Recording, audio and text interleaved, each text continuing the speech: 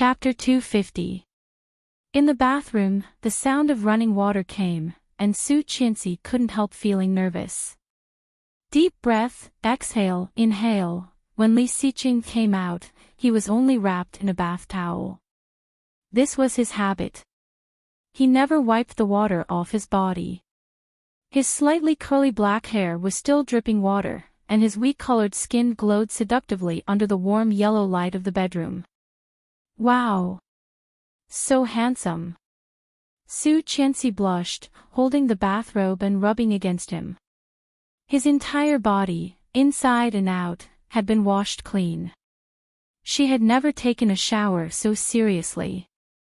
After she was done, she even put some body lotion on. However, thinking that Li Xiqing was very likely to bite her, she wiped the body lotion off. Thinking of the previous failures, Su Qianxi couldn't help feeling nervous. Taking another deep breath in the mirror, she finally walked out of the bathroom with a nervous and perturbed mood.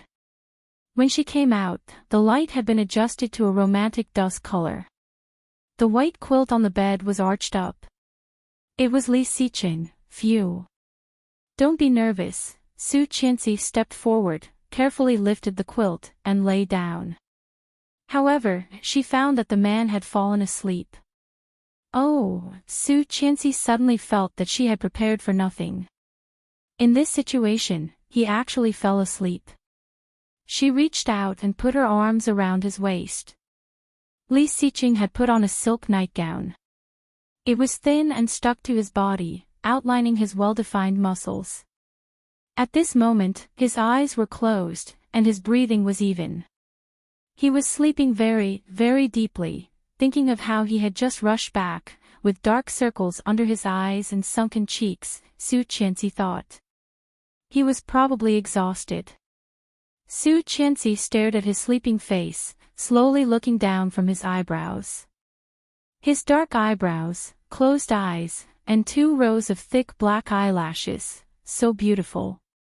Su Qianxi watched and did not know when she fell asleep. Perhaps because Li Xiqing's arms were warmer, Su Qianxi couldn't help burrowing into his arms. In the middle of the night, Li Xiqing was woken up by her. Seeing that she was sleeping like a child, he smiled, adjusted her sleeping position, closed his eyes, and fell asleep with her. The effect of the press conference was very significant. Almost the entire Kingstown and even the entire country knew who Su Qianxi was.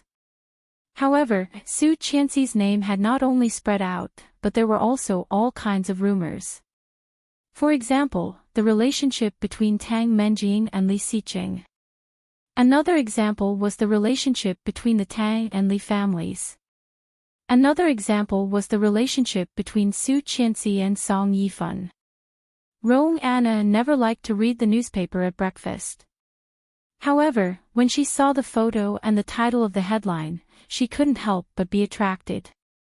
He reached for it and read the title aloud, Explosive. International Song is the father-in-law of the Li family.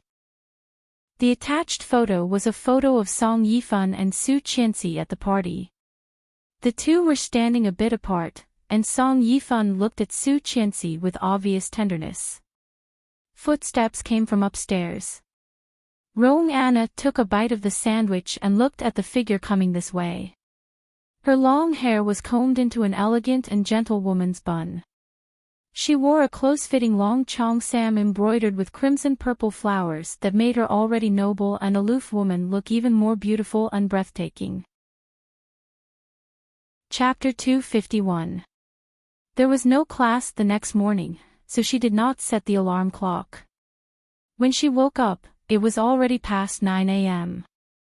Opening her eyes, she saw Li Xiqing's handsome face in deep sleep. His skin was smooth and delicate, and she could barely see any pores. His arm was still on her body, and his waist was a bit sore. She carefully turned sideways, reached out, and gently held his arm, lifted it up, and moved it away. However, when she was about to put his hand down, his hand suddenly went down and wrapped around her waist. Li Xiqing held her tightly in his arms. Before she had time to be surprised, her red lips were sealed. Being kissed, Su Qianxi suddenly woke up. Awake? His voice was a bit hoarse, with a hint of drowsiness. Completely awake. Li Xiqing saw her dazed look and brushed her long hair away from her face. I was too tired last night, and now. His big hand slid down from the side of her face and easily lifted her silk nightgown. Su Qianxi was well prepared last night and did not wear any underwear. She suddenly shivered, and her sensitive body subconsciously curled up. Don't be afraid. Li Xiqing turned over and gently kissed her lips. I'll be gentle. Su Qianxi blushed again. Looking at him, she inexplicably thought of a saying, a man's desire is the strongest in the morning. His rough big hand covered her face and slowly slid down, rubbing her neck and collarbone. Su Qianxi shivered sensitively and could not help looking up. However, she inadvertently caught a glimpse of his burning eyes.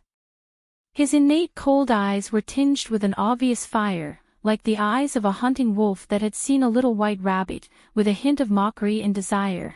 Under his gaze, Su Qianxi wanted to turn into an ostrich and bury herself in the quilt. Shrinking her neck, she blushed and looked away. Don't look at me. Her voice was incredibly flirtatious. Su Qianxi heard her own voice and was startled. Was it really her voice? Why did it sound like she was deliberately making love to him? Li Xiqing's eyes became darker. He stopped teasing her and chuckled. Leaning down, he kissed her face and neck. The wet feeling slowly moved down, and she felt uncomfortable all over. Involuntarily, she lifted her legs and climbed onto his body. Her nightgown was peeled off, and she clearly felt his big hand pass through her back. His slightly calloused palm gently rubbed the delicate skin on her back, bringing with it tiny particles. Uncomfortable, this feeling was too unbearable. Su Qianxi felt uncomfortable, but she couldn't tell exactly what was wrong. Unable to help herself, she twisted her body and looked at him with blurred eyes. She whispered, Mr. Li. Li Xiqing paused and pressed his whole body against hers. He whispered dangerously, What did you call me? Su Qianxi knew she called him the wrong way, but she had called him that for so many years. How could she change it so easily? Under his gaze, she finally corrected herself. Honey, yes, what's up? Li Xiqing curled his lips in satisfaction. Uncomfortable, Li Xiqing's big hand moved down and found that she was already deeply in love with him. Chapter 252. Su Qianxi realized it and immediately bit her lower lip, closing her mouth. However, the waves of numbness coming from her lower body caused her to be utterly defeated. Louis Han heard it and felt something was wrong. He asked, What's wrong, Qian? Did something happen? Su Qianxi wanted to speak, but he was moving more and more forcefully. Biting her lower lip, she arched her back and put her hands on his back, her nails deeply embedded in his flesh. Qian. Louis Han panicked and sat up on the bed. Don't scare me. Hello. Li Xiqing worked hard and whispered in her ear, Tell him what you're doing. Su Qianxi gritted her teeth and slowly moved up and down with him. The king-sized bed gently swayed with their movements, and the man's unrestrained low breathing was clearly heard on the other side of the phone. Louis Han felt like he was going crazy. He had a bad feeling in his heart and shouted, Qian, where are you? I'm coming for you. Talk to me. Hearing his voice, Su Qianxi knew that he was really anxious. Biting her lower lip, she wanted to speak, but the man on top of her kept accelerating, moving so fast that she almost had no time to breathe. Qian. Louis Han had already pulled out the needle in his hand. Without even putting on his shoes, he got out of bed and rushed out. A young nurse saw him and quickly stopped him. Sir, you can't run around. The wound is not healed yet. Su Qianxi heard it and knew what was going on. She opened her mouth and wanted to speak, but when she let go of her lower lip, the words turned into a light moan and were clearly transmitted to the phone. Louis Han was silent. Su Qianxi gasped and said intermittently, "I'm fine." Louis Han did not speak again. Li Xiqing curled his lips in satisfaction and hung up the phone. Throwing the phone on the bedside table, he moved even harder. Finally, there was no one to disturb them. Li Xiqing put his big hand on her back and helped her sit on top of him. Wet kisses on her neck, he whispered, "Say it. I want to hear it." This position was too deep, and Su Qianxi was about to burst into tears. She shouted, "It hurts. Get out, it hurts." Holding her, he said in a low voice with a hint of danger, "If it hurts, scream." Su Qianxi finally couldn't take it anymore and let out a sound that made her extremely ashamed. Li Xiqing was getting more and more aroused. He turned over and pressed her down, lifting her legs high and thrusting hard. Seeing her emotional expression, Li Xiqing subconsciously thought of Louis Han. When he was in New York, he had received a large amount of information through a phone call with a lot of care and concern. The video that Tang Menjing edited certainly meant to frame Su Qianxi. However, if she had not been so close to Louis Han, how could Tang Menjing have collected so many crimes? It was very painful. However, it only stimulated the beastly nature of the man. Su Qianxi screamed and hugged him tightly. Her mind was blank, but she heard his deep and mellow voice. "If Louis Han did this to you, would you call him that?" His voice was low and deep, filled with jealousy. Chapter 253. Opening her legs, Li Xiqing put her legs on his shoulder. Seeing that, he felt sorry for her and blamed himself. At the same time, there was an uncontrollable fire burning in him. "Calm down, Li Xiqing." Taking a deep breath, Li Xiqing picked up a bit of ointment and gently applied it. The cold feeling made the pain go away. She still covered her face with the pillow and did not move it away. He restrained himself. After applying the medicine, he took away her pillow and said, "Okay, put on your clothes and go down to dinner." Su Qianxi looked at him and said, "Okay, get dressed and go down to dinner." Getting up, he opened the closet and picked out a white sleeveless dress. It was already autumn. Thinking about it, Li Xiqing found a light yellow dress with mid-sleeves.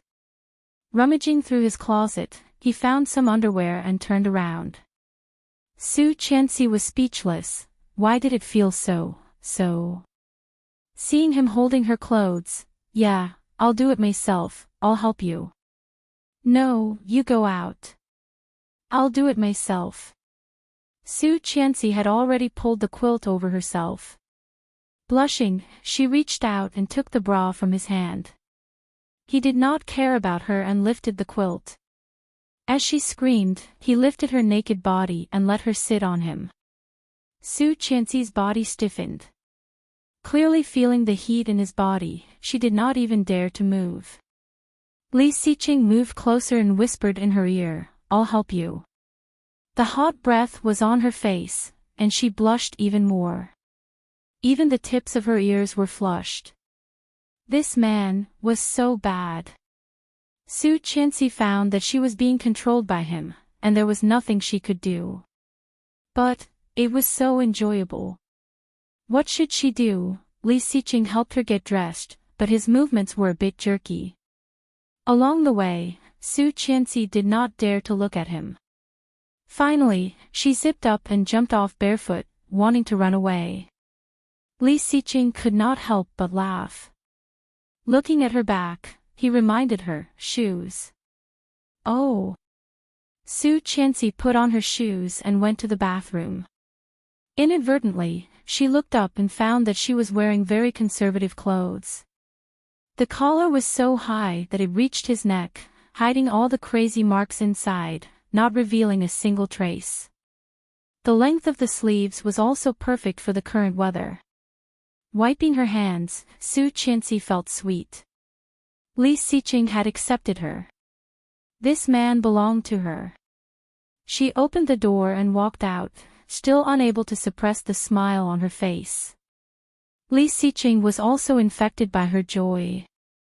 His cold eyes were much softer than usual. When they walked down the stairs together, Nanny Rong looked at the time and exclaimed, "Oh, it's past 1 o'clock. Come and have dinner. It's still hot." Nanny Rong looked at the time and exclaimed, "Hey, it's already 1 o'clock." Su Qianxi blushed. Why did she feel that Nanny Rong had seen through everything? Under Nanny Rong's probing gaze, Su Qianxi only lowered her head to eat and did not dare to say anything. The phone in the villa rang. After Nanny Rong answered, her expression changed. She turned around and said, "Young master, Sir is looking for you." Nanny Rong usually addressed Li Xiqing as Sir. Only when they were in the old house, she would call him Sir, and Sir was Li Xiqing's father. Li Xiqing put down his bowl and walked over to take the phone. "Dad! You brat, get back here, right now." The voice was furious. After a pause, he said, "Alone. Don't bring your wife." Su Qianxi asked, "What happened?" Chapter 254. About 10 seconds later, he hung up and looked at Su Qianxi. "What's wrong?" Seeing his expression, Su Qianxi felt a bit uneasy. At this critical moment, Li Xiqing's father suddenly called. "Did something happen to Tang Menjing?" "Nothing. You eat first. I'll take you to class." "Oh." Su Qianxi looked down, but her heart felt heavy. She could not eat the delicate food in front of her. Looking up at him, she asked, "What's wrong?" He shook his head. He did not know. However, his father rarely lost his temper. The number of times he would yell at him like today was definitely not more than 3 times in his life. It was definitely not a small matter. Not wanting Su Qianxi to worry, he just shook his head. After dinner, Li Xiqing walked her to the school gate and kissed her on the forehead. Su Qianxi got out of the car and watched his car drive away. She felt more and more uneasy. On the busy campus, many students saw her and immediately came up to her. "Su Qianxi, were you okay last night?" Those people were too much, especially Tang Menjing's mother. How could she be the wife of a rich family? Mr. Li is not that kind of person. We all believe. Su Qianxi could not bear it anymore. Her mind was in a mess. She forced a smile and said that she was not feeling well and went to class first. Before entering the old house of the Li family, Li Xiqing could feel the pressure that was lower than normal. Lu Sa was pacing back and forth in the living room. Seeing him, she hurriedly called, "Master, you're finally back. Mr. Li is waiting for you in the study." "What's wrong?" Li Xiqing asked. "You should go in first." "Miss Tang." Lu Sa hesitated, which made Li Xiqing's heart sink. Her again. Li Xiqing had already guessed what was going on. Seeing Lu Sa's hesitation, he nodded and said, "I know. Don't worry. It's fine." Lu Sa looked a bit relaxed. "That's good. You have to take care of Miss Tang as well. I used to think she was a nice girl, but now... How could she be so shameless now? Did she really think she could get married just because she was pregnant? Second young master is not that kind of person." Before he finished, his phone rang. It was Ching Yu. "Boss, I got it. Send it to the old mansion." "Yes." Hanging up, Li Xiqing nodded at Lu Sa and walked into the study. Before he went in, he heard the sound of crying. Tang Menjing's eyes were red and swollen. She was hugging Mrs. Tang.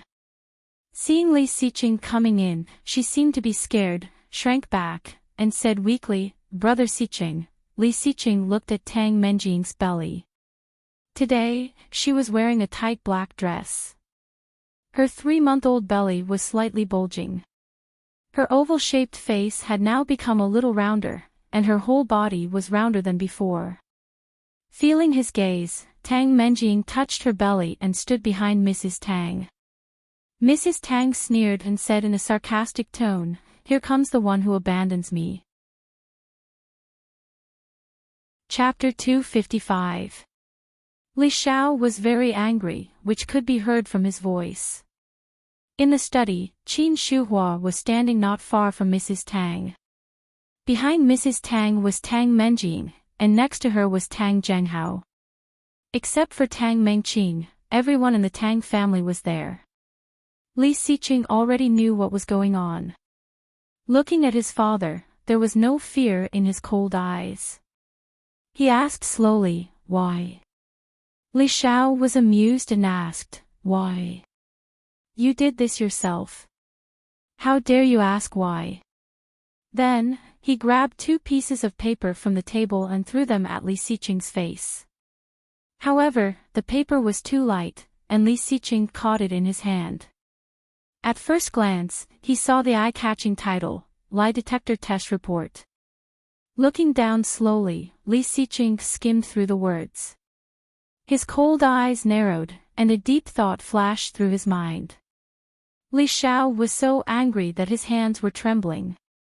Pointing at Li Xiqing, he yelled, "I should have forced you to join the army.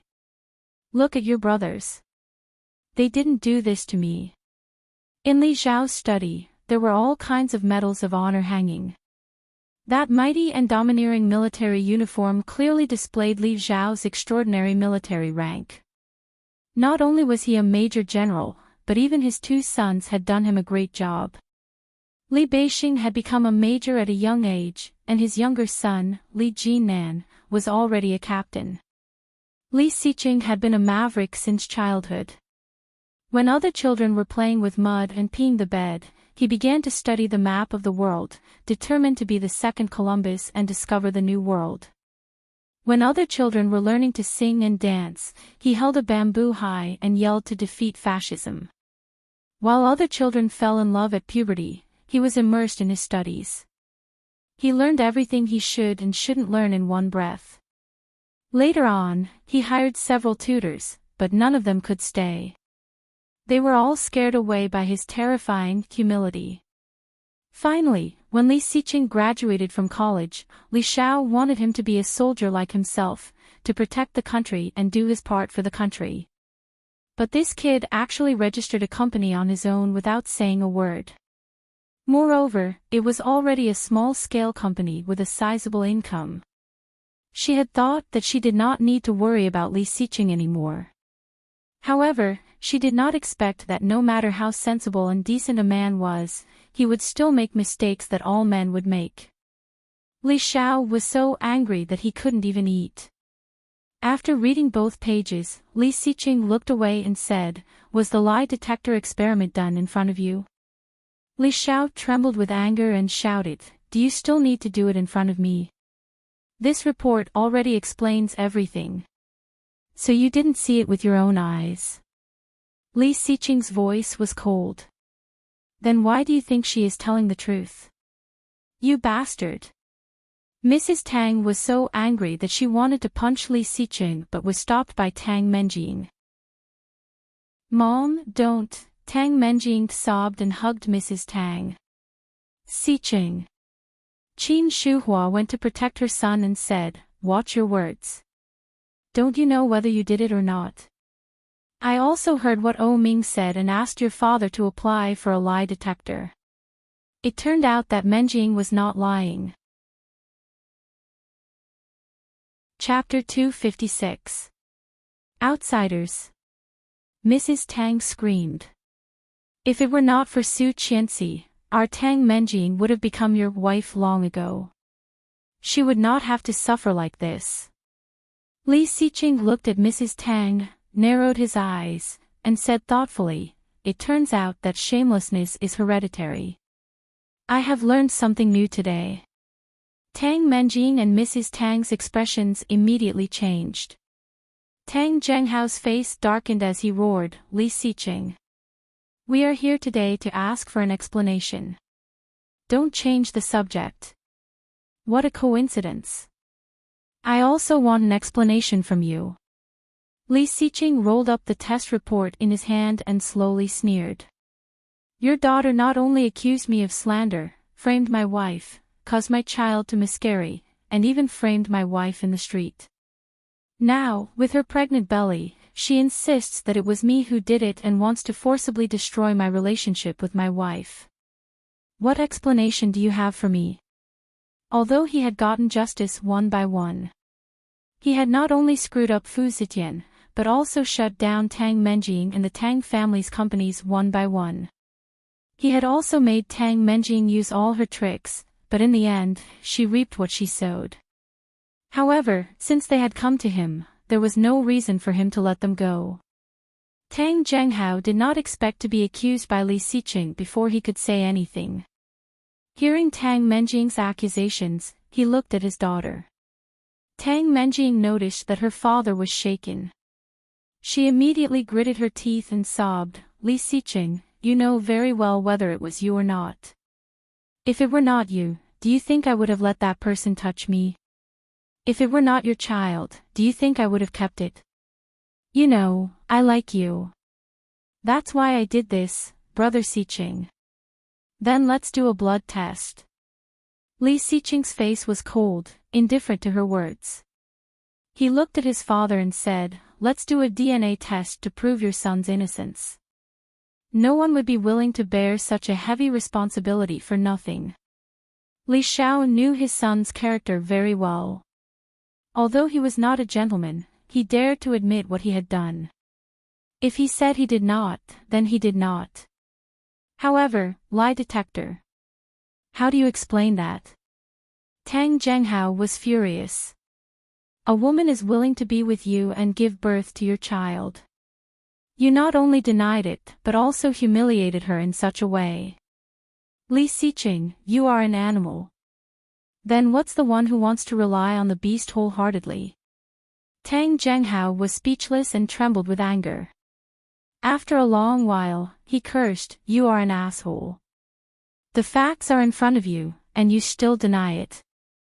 Do you really think my daughter is a pushover? Li Xiqing sneered and said coldly, don't worry, I have evidence. Tang asked. Tang Menjing, Li, and Li. Suddenly, her pocket vibrated.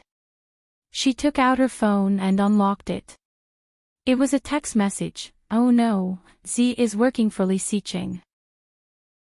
He has gotten the surveillance video of you drunk in Australia.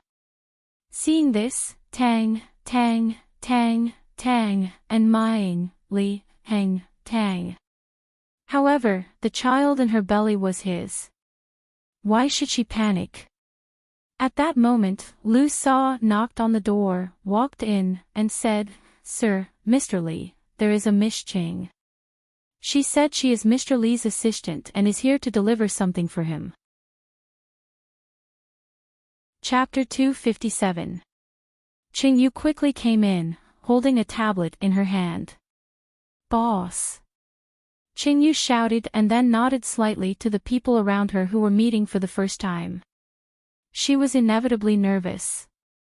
Especially when she saw all kinds of things about soldiers in the study, she couldn't help trembling in awe. Don't be nervous, Li Xiqing said lightly. Give it to me. Qing Yu was embarrassed, opened it, and handed the tablet over. However, her eyes were involuntarily attracted by the only acquaintance in the room besides Li Xiqing. Tang Menjing was really pregnant. Her belly was slightly bulging, and she looked a little fat.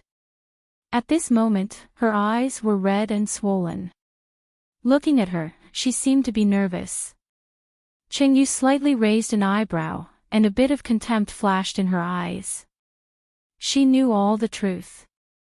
That night in Australia, after Li Xiqing left, she was also driven away. However, Qing Yu still couldn't bear to leave such a drunk woman at the door. After thinking about it, she still went back. However, when she went back, the door of the room had been closed. She tried to knock, put her ear on the door for a moment, and there was a sound that made her blush and her heart beat faster. The door of the hotel was very soundproof, and Qingyu could only hear her shouting, "Brother Siqing." At that time, her first reaction was, "Did boss come back?" She tried to call him and found that he had arrived at the airport. The next day, she got up early and wanted to call him. At that time, she saw a white man with blue eyes and blonde hair walking out of the room in a hurry. That man was definitely not Li Siqing. Now he wanted to blame it on boss. Did he really think that she was just a decoration? Li Siqing's fingers slid a few times on the tablet, using the leather of the tablet to make the screen face everyone. On the screen, the high-definition surveillance video clearly showed Li Siqing's face, and the surveillance video showed 3 rooms in a row. Li Siqing walked to the door of a room and knocked. Tang Menjing inside opened the door. Tang Zhenghao saw his daughter clinging to Li Siqing with his own eyes and suddenly felt ashamed. She was wearing so revealing that even he, as a father, felt. Not to mention Li Siqing, a young man. However, to her surprise, he pushed her away and looked at her with a cold face, colder and scarier than usual. What made Tang Zhenghao feel even more humiliated was that Tang Menjing was crying and throwing a tantrum, clinging to him shamelessly. Her snow-white breasts were pressed against him, too big for him to look at. This kind of seduction, which man could resist? Corrupting the reputation of the sect. Tang Zhenghao turned around and glared at Tang Menjing. The latter shivered and hid behind Mrs. Tang. Looking at the screen coldly, Li Siqing stared at Tang Menjing with his sharp eyes. Tang Menjing blushed and gritted her teeth. I was drunk that day, but the baby is yours. She was sure that the man that night was definitely Li Siqing. It couldn't be anyone else's. Impossible. Qingyu's face was filled with contempt.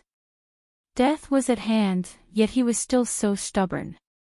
But in front of the Tang family, he couldn't show it too obviously. Chapter 258.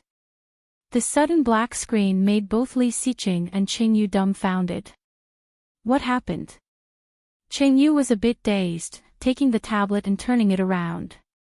There was power, and it was full. However, after looking through the entire folder, she could not find the video that she had painstakingly cut from Australia. What happened? Qingyu looked dumbfounded. It was playing just now. Why did it suddenly stop? The video was at a critical moment. After Li Siqing was dragged into the room by her that day, he had pushed her away and left before he could even step into the room. However, the video stopped at this part. In the eyes of those who did not know the truth, it was too easy for them to imagine. The atmosphere around Li Siqing suddenly became cold, and he said in a deep voice, "Solve it." Qingyu shrunk her neck and said, "I'll call Luo Zhan."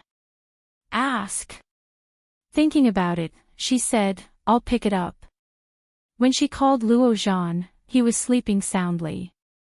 Seeing it was Qingyu, he immediately picked up the phone and shouted, "Hey, Qing, did you miss me?" Li Siqing was immediately disgusted.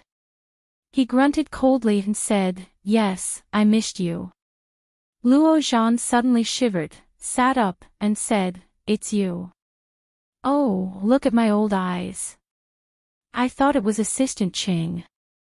But when he took it out, it was Qingyu. Luo Zhan wondered why Li Siqing would call him with Qingyu's phone. "What about the thing I asked you to do?"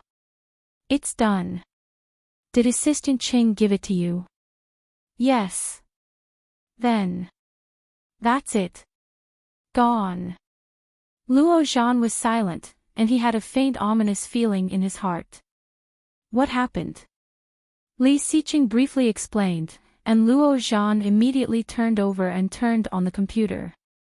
When he turned it on, he saw the blatant provocation on the computer screen, which made Luo Zhan furious. Top Hacker Z, welcome back. Behind it was a big smiley face.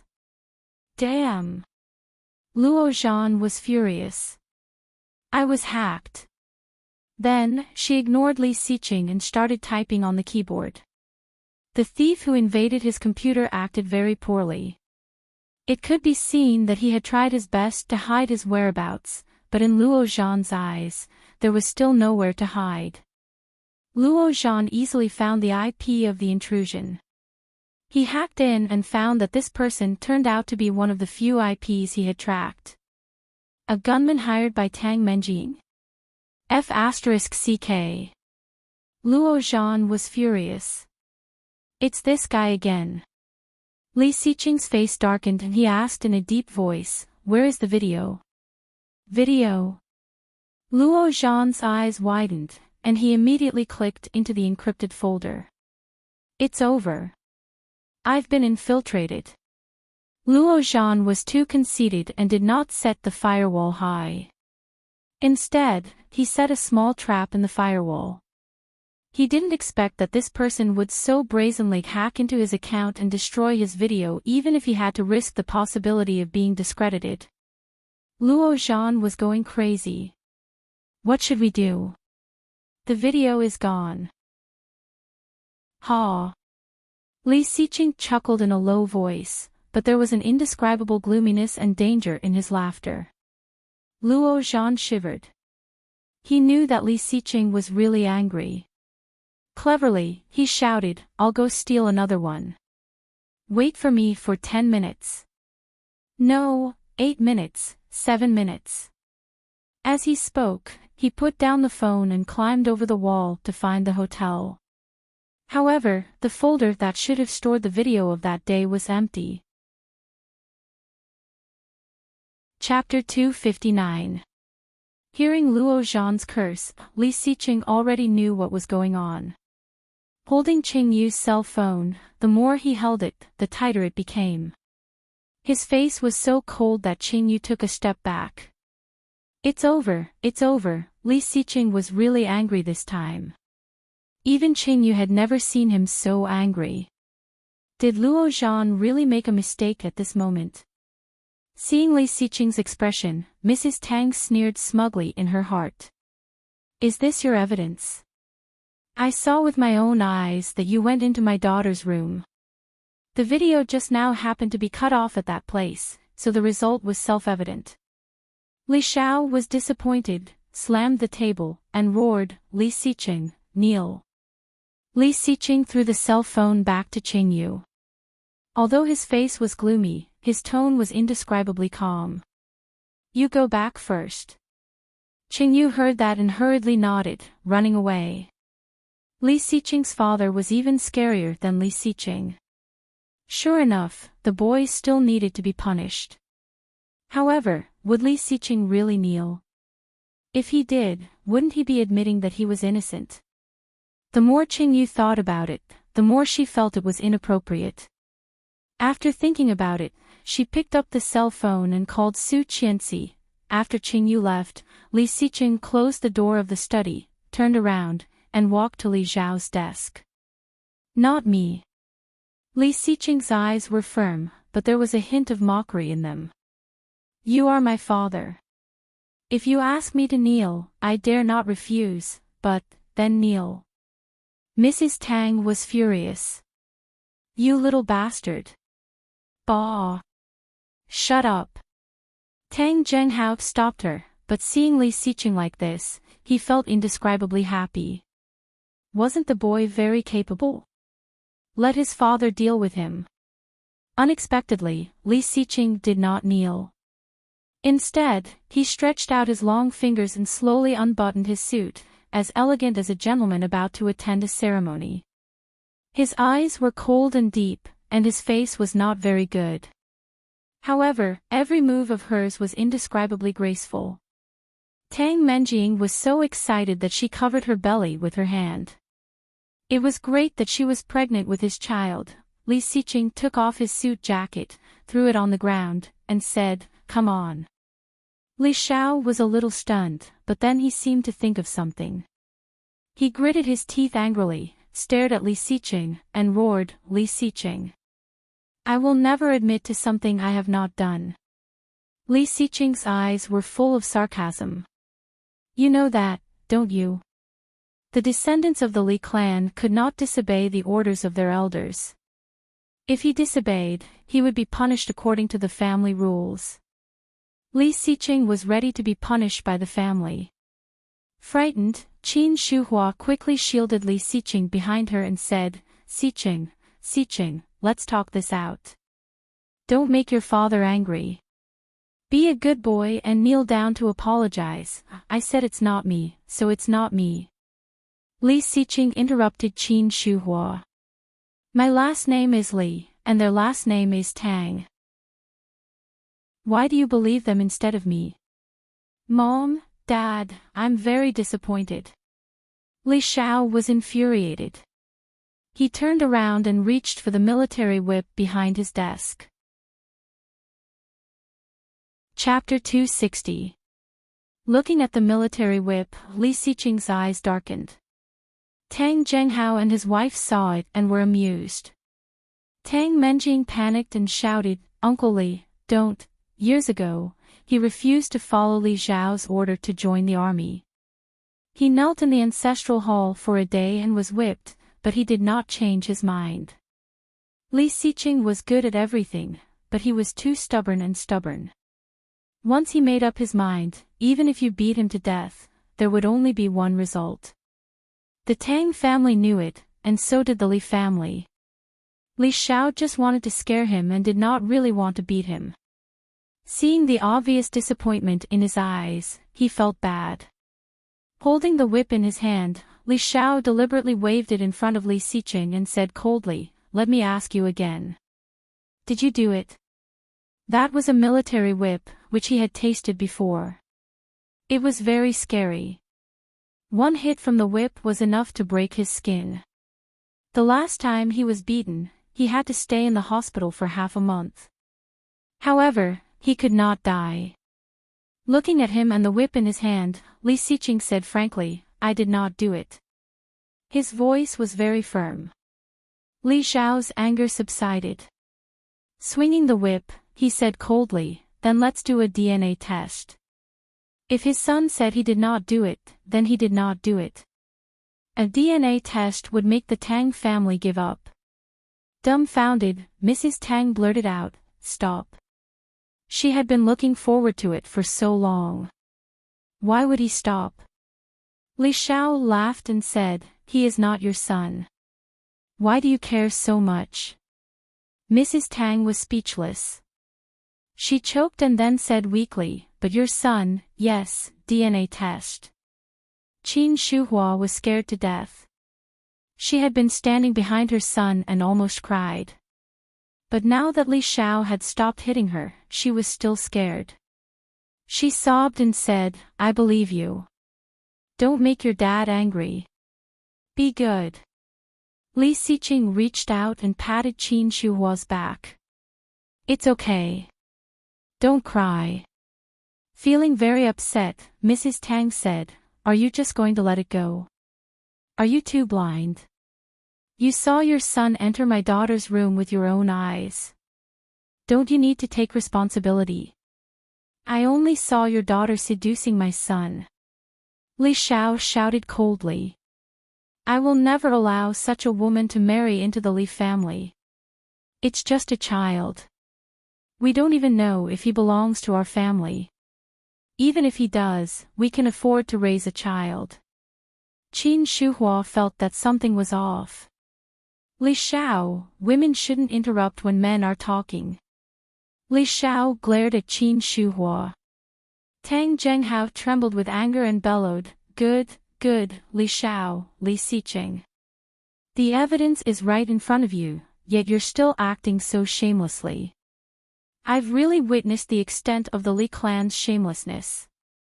Didn't you want to do a DNA test? Let's do it. Amniocentesis will take 4 months. If we do it now. Tang Menjing's face was pale. Then we'll wait for 4 months. Tang Zhenghao roared. Isn't it more than 3 months now? At that time, I will use that DNA report to slap you in the face.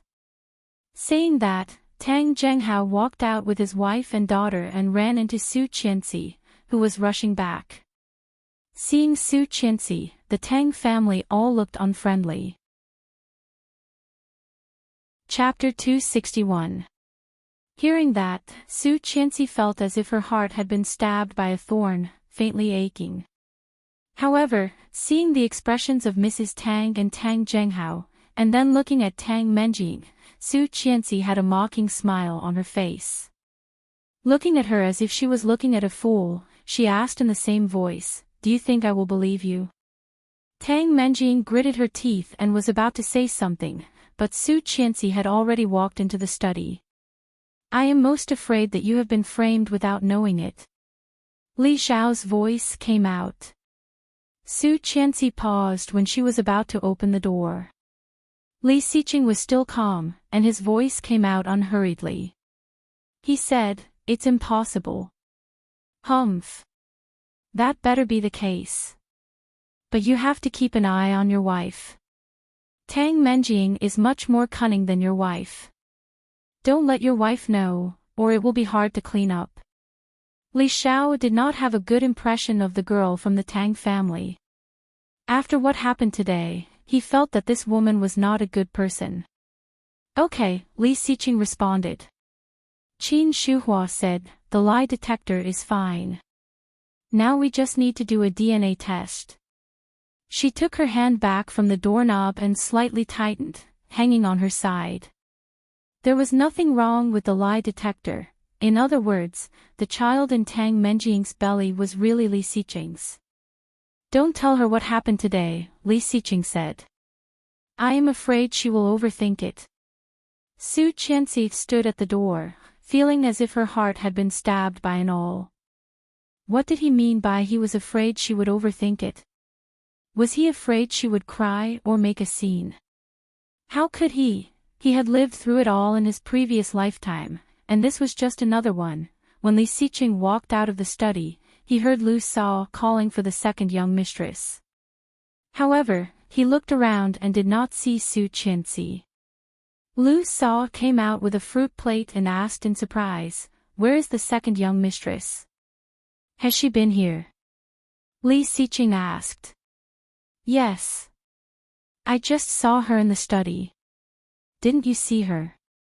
Hearing that, Li Xiqing had an ominous feeling. He went out and drove back to the house.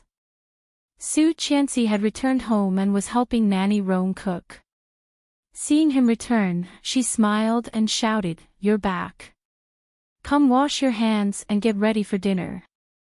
There didn't seem to be anything strange in his smile.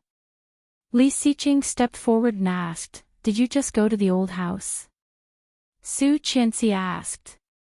Su Qianxi's smile froze and she nodded. "Yes, I saw you were busy, so I came back." "Lu Sao told you?" "Yes." "Let's eat." She put the plate in her hand on the table, but her body suddenly felt heavy. Li Xiqing hugged her from behind and buried his face in her neck. Su Qianxi's body stiffened, and her heart suddenly began to tremble.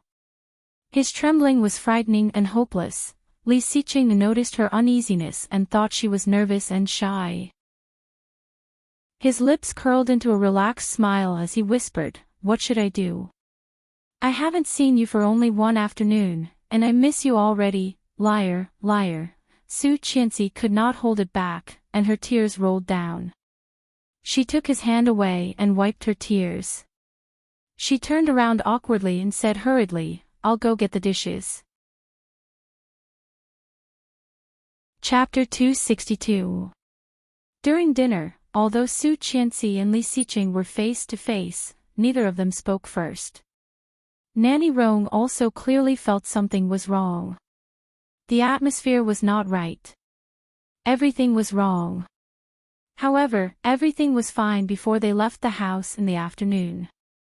After dinner, Su Qianxi rushed to wash the dishes. Seeing that she was not in a good mood, Nanny Rong let her be. After washing the dishes, it was after 7 p.m. Nanny Rong cleaned up and went home.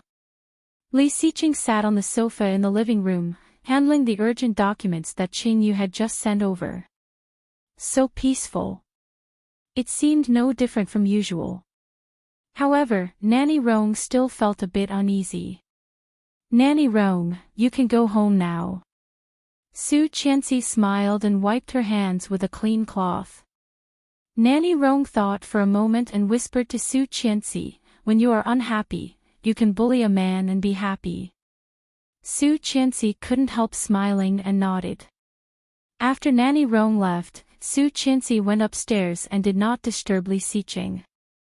After the shower, Su Qianxi climbed into bed and quickly fell asleep. Tired. Being tortured by him in the morning until the afternoon, Su Qianxi was not only physically tired, but also mentally tired. It was said that people were prone to nightmares when they were exhausted. Su Qianxi did not know if it was a nightmare or not. She saw Li Xiqing lying in the abandoned warehouse, eyes closed, hands tied behind him, and a bundle of detonators tied in front of him. The fire was raging. The sky was red, and the iron was red. The entire abandoned warehouse was filled with the roar of the fire. Seeing this, Su Qianxi burst into tears.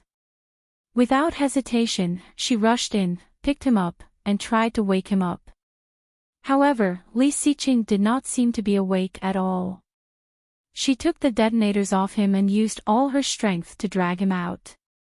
He did not wake up, but she could not see clearly because of the smoke. Her strength was getting weaker and weaker. She tried her best to push him out of the fire, but her vision was getting blurry. Vaguely, Su Qianxi seemed to see a figure coming this way. She raised her hand and wanted to shout, but her voice was as soft as a mosquito. What did she say? Her heart aching, Su Qianxi struggled and shouted, "Help him, help!" He was woken up by her and found that she was soaked. His hands seemed to be clutching something tightly. His face was already covered in tears, and his legs were flailing about. He was like a child begging for help in despair and sorrow. Li Xiqing's heart ached. He held her firmly and patted her back gently, whispering, "Don't be afraid. Don't be afraid. I'm here." Su Qianxi cried even harder and snuggled into his arms, seemingly unconsciously shouting, "It's not her, it's me. Mr. Li, this form of address again." This form of address was filled with fear and alienation. Why did she call him that? Li Xiqing had never understood why. Su Qianxi gradually calmed down, but she was already soaked. Her wet and warm body clung to his, making Li Xiqing a bit restless. However, hearing what she said next, Li Xiqing's heart was aching. "Sorry, Mr. Li, I didn't mean to fall in love with you, I'm sorry," she sobbed softly, helpless and sad. Chapter 263. Tang Menjing stayed at home, carefully writing down every word and recording it as a mother's diary for 10 months. Dark ink appeared on the paper, and Tang Menjing's face was full of a sweet smile. "Baby, this is the 14th week since God sent you to me. Although your father does not want to admit your existence, I love you and look forward to your arrival. Baby, today, Mom is suspected by everyone again. Everyone thinks that you are not Dad's child, but only Mom knows that you are a child of the Li family, the flesh and blood of the Li family. Sooner or later, Mom will bring you back to the Li family and become a legitimate descendant of the Li family. Baby, today I took a lie detector test. Sorry, the experts said it might cause radiation to the fetus, but I still did it. I want your father to recognize me and you and drive the bad woman away. Baby, Grandma finally said she would help me. I am so happy. With the help of Grandma and Grandpa, I will definitely take you back to the Lee family and make you a child of the Lee family. Are you happy? I am so happy. Baby, today Daddy was almost beaten by Grandpa. I was so scared. If Daddy was beaten, then I would never be able to take you back to the Lee family. Fortunately, Grandpa did not do it. He chose to believe Daddy, not Mommy. Remember, Grandpa is a big bad guy. When you grow up, you must avenge Mommy. However, there is good news. Although Grandma seems to help Daddy, she has always believed that the baby you are carrying is the child of the Lee family. Grandma loves you and Mommy. When you grow up, you must be good to Grandma. Signed, Love, Mom. Tang Menjing pulled off the cap of the pen and put it aside. She stretched and felt sleepy again. Since she was pregnant, she could not get enough sleep. But when she just went to bed, her phone rang. It was her private number. She picked it up and heard a familiar voice, panting. Menjing, I need your help. All my accounts have been hacked. I don't have any money with me. Please give me some cash. Hearing the voice, Tang Menjing was disgusted and shouted, You have the nerve to ask me for money? If you had not dropped the ball at the critical moment last time, I would not have ended up like that. Hey, didn't I save you? If I didn't help you yesterday, do you think you would be as good as you are today? Now, because I helped you, Z and that psycho Li Xiqing sent people to search me everywhere. Now all my accounts and things have been hacked, and a secret reward has been issued. Now I can't go home. If it weren't for you, I wouldn't be like this. Tang Menjing frowned and sneered. Help me. What did you do for me? Yesterday, if I hadn't hacked that video in time, you would have been beaten to death by that old antique father of yours, right? If your father finds out that you've gotten a bastard out of nowhere. What do you mean? Tang Menjing was angry. You're the bastard. This is Brother Xiqing's flesh and blood. There was a silence on the other side of the phone. After a long while, she said, Do you really think that the man that night was Li Xiqing? What do you mean? Tang Menjing was emotional. That man is heartless. If he doesn't want it, I want it. Chapter 264. There was silence again. After a long while, he said, Anyway, I helped you yesterday. Can you give me some cash? A few $100s would be fine. Let me find a safe place to stay for a while. Li Xiqing is chasing me like a dog. Su Qianxi's face darkened. She looked at Su Qianxi. Tang Menjing was a bit disdainful, but she knew that the guy would not lie to her. Where are you? I will have someone send it to you. The guy quickly gave her the address, and Tang Menjing asked the driver to send it over. However, she did not know that the Tang family's house was already under surveillance. This hacker was not as good as Luo Zhan. If he forced his way in, he would be discovered and wanted. He was Tang Menjing's gunman. When he was desperate, he would definitely come to her. Li Xiqing had calculated everything and asked Qing Yu to arrange for someone to watch over the Tang family. As long as there was something wrong with the Tang family, Li Xiqing's men would immediately notice and report back to their superiors. Go after him. Qing Yu only said one word. After that, he picked up his phone and dialed the big boss's number to briefly explain the situation. Li Xiqing's voice was cold. Find him even if you have to dig 3 feet into the ground. Yes, sir. After a day of classes, Su Qianxi saw Li Xiqing's black Maybach at the gate of the school. Her classmate recognized the car and said enviously, Your husband is here to pick you up again. Su Qianxi smiled, quickly walked over, and sat in the passenger seat. Why are you here? To take you back to the old house. Li Xiqing took her bag and helped her fasten the seat belt. His voice was rare and gentle. Mr. Song is visiting Grandpa and Mom and Dad. Grandpa hopes that we can have dinner together. When in the Maldives, Captain Lee had never thought about having dinner with Song Yifan. After the press conference a few days ago, his attitude towards Song Yifan had changed a lot. After all, their identities were different. Whether he was related to Su Qianxi or not, his attitude of protecting Su Qianxi was enough to earn people's respect. Back at the old house, Song Yifan was surprised to see Su Qianxi. Immediately standing up from the sofa, Song Yifan, who had always been elegant, was at a loss. He called, "Su Qianxi, you're back." She felt warm and nodded. "Yes, I'm back." Seeing this harmonious scene, old Master Lee smiled even more brightly and said, "Little Song, you and your daughter haven't seen each other for a long time, right? You two have a good chat.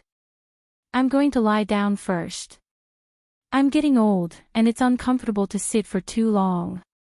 As he spoke, he got up to leave. "Let me walk you there," Song Yifan suggested. "That's fine.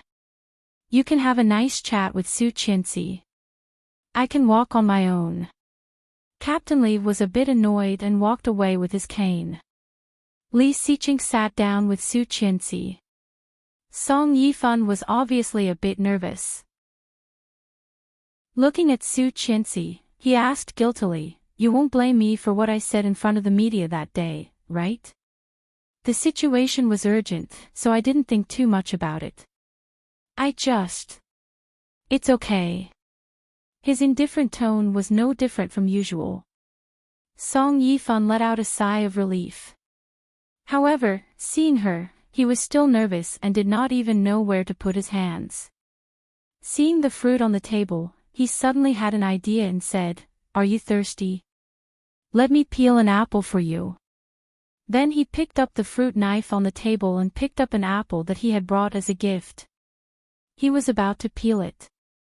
"It's okay, Dad."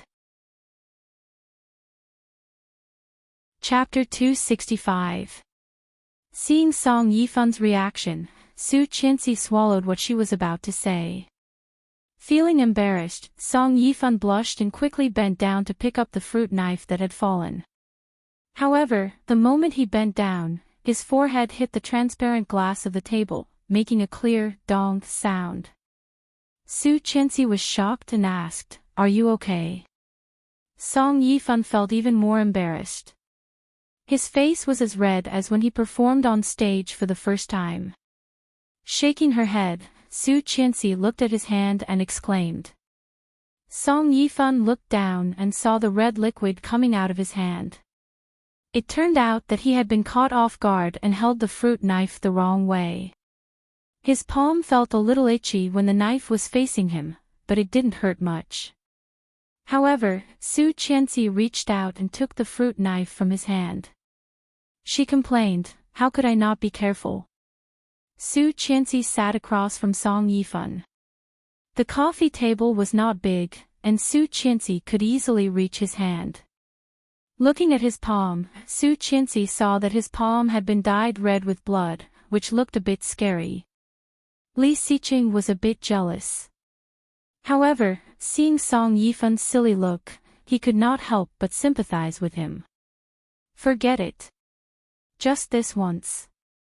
"Lu Saw, bring me the first aid kit," Li Xiqing called. Lu Saw quickly brought the kit over. Seeing the blood on Song Yifan's hand, she gasped and said, "How did you get hurt?"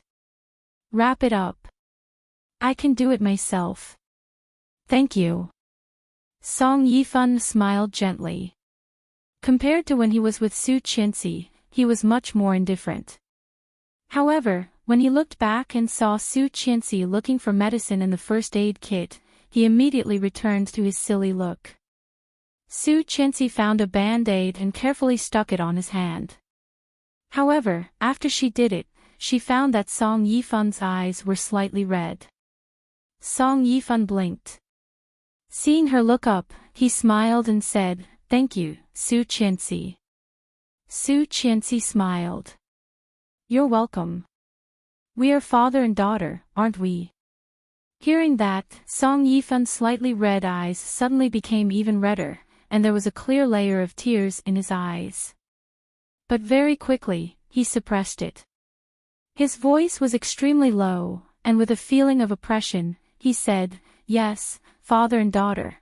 Taking a deep breath, Song Yifan realized that he was not calm enough. He stood up and said, "I'm going to the bathroom. Over there." Li Xiqing pointed in a direction. Song Yifan quickly turned around and disappeared around the corner. Seeing Song Yifan's look, Su Qianxi's eyes became a bit red. Seeing her strange look, he asked in a low voice, "Do you want to go to the bathroom too?" She glared at him and pushed him away. Li Xiqing smiled, reached out to rub her hair, and whispered, "He is very happy." "Me too." Su Qianxi's eyes were red as she looked up at him. "I have a father too." Li Xiqing smiled and pinched her face. "And me." Song Yifan sorted out his emotions and looked much calmer after he came back. After having dinner with the Li family and confirming their relationship, Song Yifan left with satisfaction. Chapter 266. "Boss, we didn't catch him. He ran away." Hearing that, Li Xiqing became cold and asked in a deep voice, "You didn't ask them to help?" "Yes." Qingyu was a bit embarrassed. "But I was cheated." Li Xiqing was silent for a moment. Qingyu's heart was pounding, and she quickly said, "But I took a picture of him." "Didn't Luo Zhan hack his computer? We should be able to find out his identity." "Okay, send it to me." "Yes, sir." He hung up the phone and received a text message from Qingyu. He opened it and downloaded it. It was a young man, looking a little flustered, but his facial features were clear. Su Qianxi accidentally saw it, and her heart skipped a beat. Her pupils suddenly shrank, and she blurted out, "Rong Rui." Li Xiqing looked over curiously. "Do you know him?" "This is Tang Menjing's shooter." Li Xiqing nodded. Su Qianxi's heart was pounding. It was him, Rong Rui. Qingyu's husband. But why did Rong Rui become Tang Menjing's target and the main force of Tang Menjing's previous plan to destroy her? However, when Rong Rui pursued Qingyu, he was very enthusiastic. In the end, he won her heart and gave birth to a lovely daughter. How could he be related to Tang Menjing now? In the fire, Su Qianxi had seen him, but she had always thought it was an illusion and never suspected him. Now thinking about it, variables. There were too many variables in this life. There were always two lines in Su Qianxi's mind. They were clearly close, but they could not connect. Why was Rong Rui on the same side as Tang Menjing? Why did Rong Rui pursue Qingyu? At that time, what kind of role did Qingyu play between Li Xiqing and herself? Su Qianxi suddenly felt a splitting headache.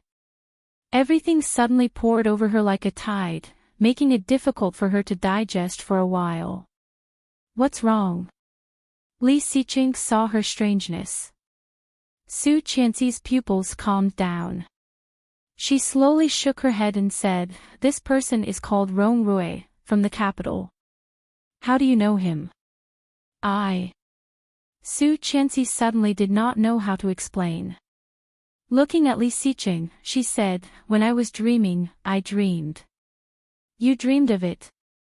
Li Xiqing felt it was a bit ridiculous.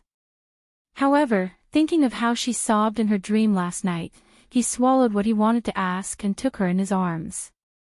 "Okay, let's go home first." "I'm serious." She was worried that he would not believe it. "Rong Rui is a very dangerous person. He will hurt us. You must be careful of him, and Tang Menjing. They are in cahoots, and Qingyu. What does this have to do with her?" She nodded and grabbed his sleeve, fearing that he would not believe her. Blushing, she looked into his eyes. He has a good relationship with Qingyu, so, as he spoke, the distance between them grew closer and closer. Today, she was wearing a pink round neck dress. He was a head taller than her, and from his angle, he could clearly see her beautiful and delicate collarbone. There were faint marks on it. Chapter 267. Li Xiqing's eyes darkened. He lowered his head and kissed her lips. Caught off guard, Su Qianxi stared at him with her eyes wide open. However, her lips and teeth were soon pried open. A strong arm wrapped around her waist and held her firmly. His kiss was very light and soft. Su Qianxi only felt that there was a feather gently tickling her heart, and her heart was intoxicated beyond belief. Ouch, ouch. Captain Li's voice came out. Su Qianxi suddenly opened her eyes and pushed him away out of reflex. Her face suddenly became hot. Turning her head, she saw the teasing smile on Captain Li's face and blushed even more. She called, "Grandpa, I understand. Young people are always hot. But you should pay attention to the occasion." Su Qianxi's face became even hotter. Looking up, she saw the smile in his eyes. She gave him a stare and pinched his hand. "Don't laugh." However, Li Xiqing smiled even more brightly. Taking her into his arms, he looked at Captain Li and said, "Grandpa, let's go back." Go. It's late. Time to go. Late at night, What did that mean? Su Qianxi suddenly felt that she was not pure. She struggled in his arms, but he did not let go. He said, "Yes, it's late. Grandpa, rest early. We will go back to sleep." "Okay, make a baby for Grandpa to hold." "Okay." Su Qianxi blushed even more. Unable to break free, she simply buried herself in his arms and pretended to be dead. Li Xiqing carried her in his arms and said, "Let's go home and make a baby." "Stop it. That's so embarrassing." Su Qianxi wanted to cover his mouth. Captain Li laughed. Li Xiqing directly carried her, opened the door of the passenger seat, and put her in. However, just as he opened the door of the driver's seat, a slender and elegant figure appeared in front of him not far from the car.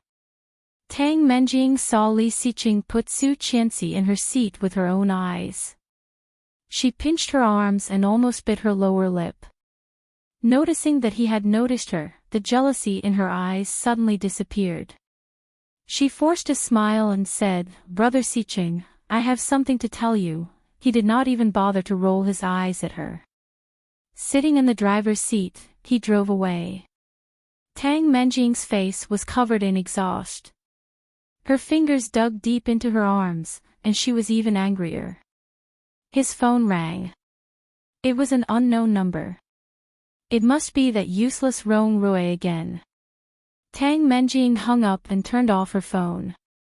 Holding the phone, Rong Rui stood on the side of the road, his heart sinking. Useless cousin, she is just a woman that Li Xiqing doesn't want.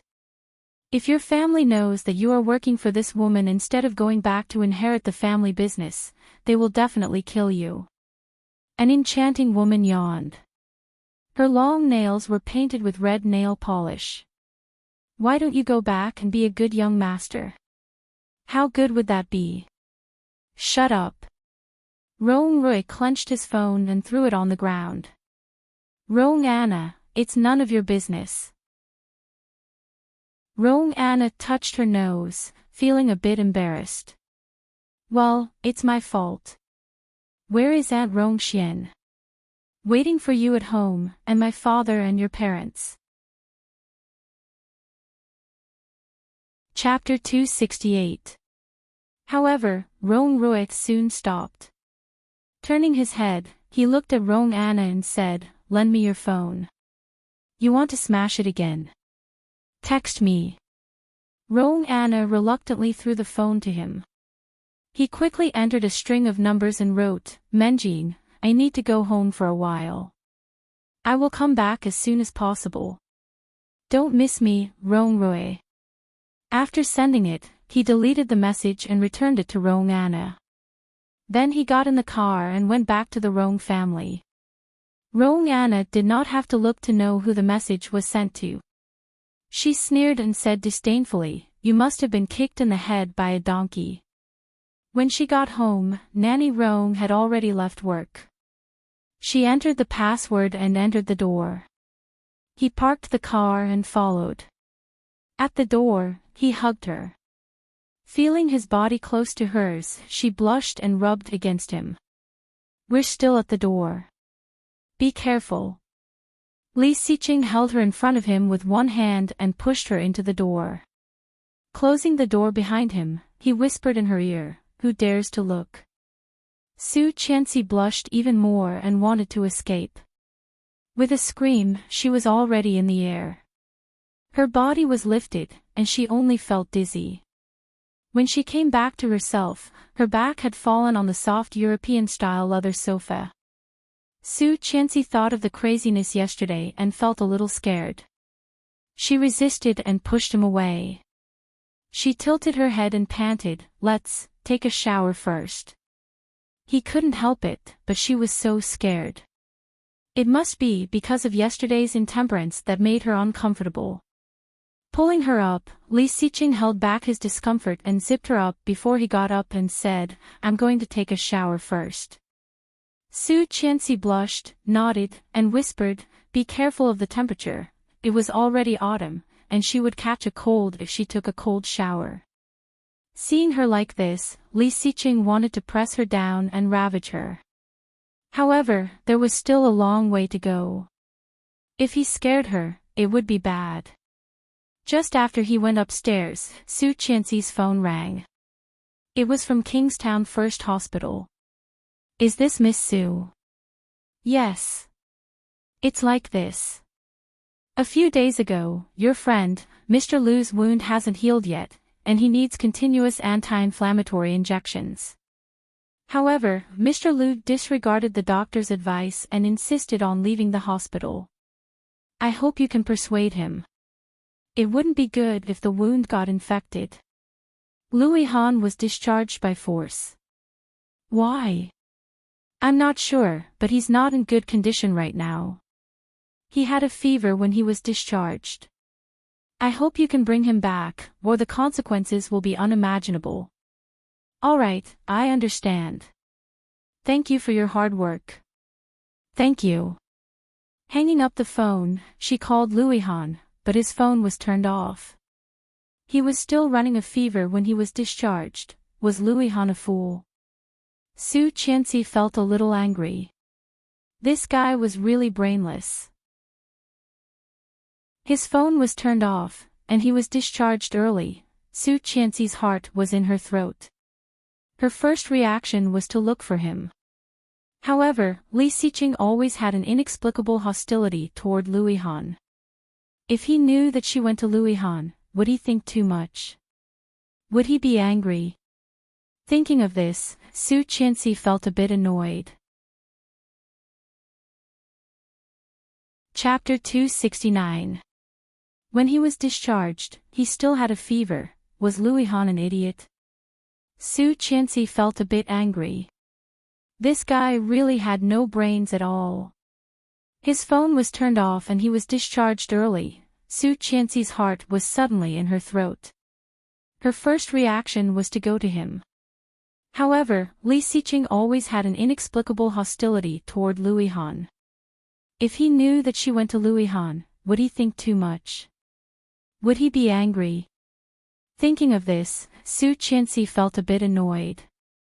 Thinking about it, she still went upstairs. In her room, she wrote a note and put it where he could see it. I have to go out for a while. I will come back early. Li Siqing saw the note when he came out of the shower.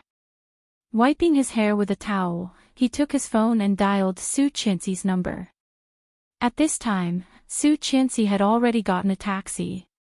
When she received his call, she felt a bit guilty.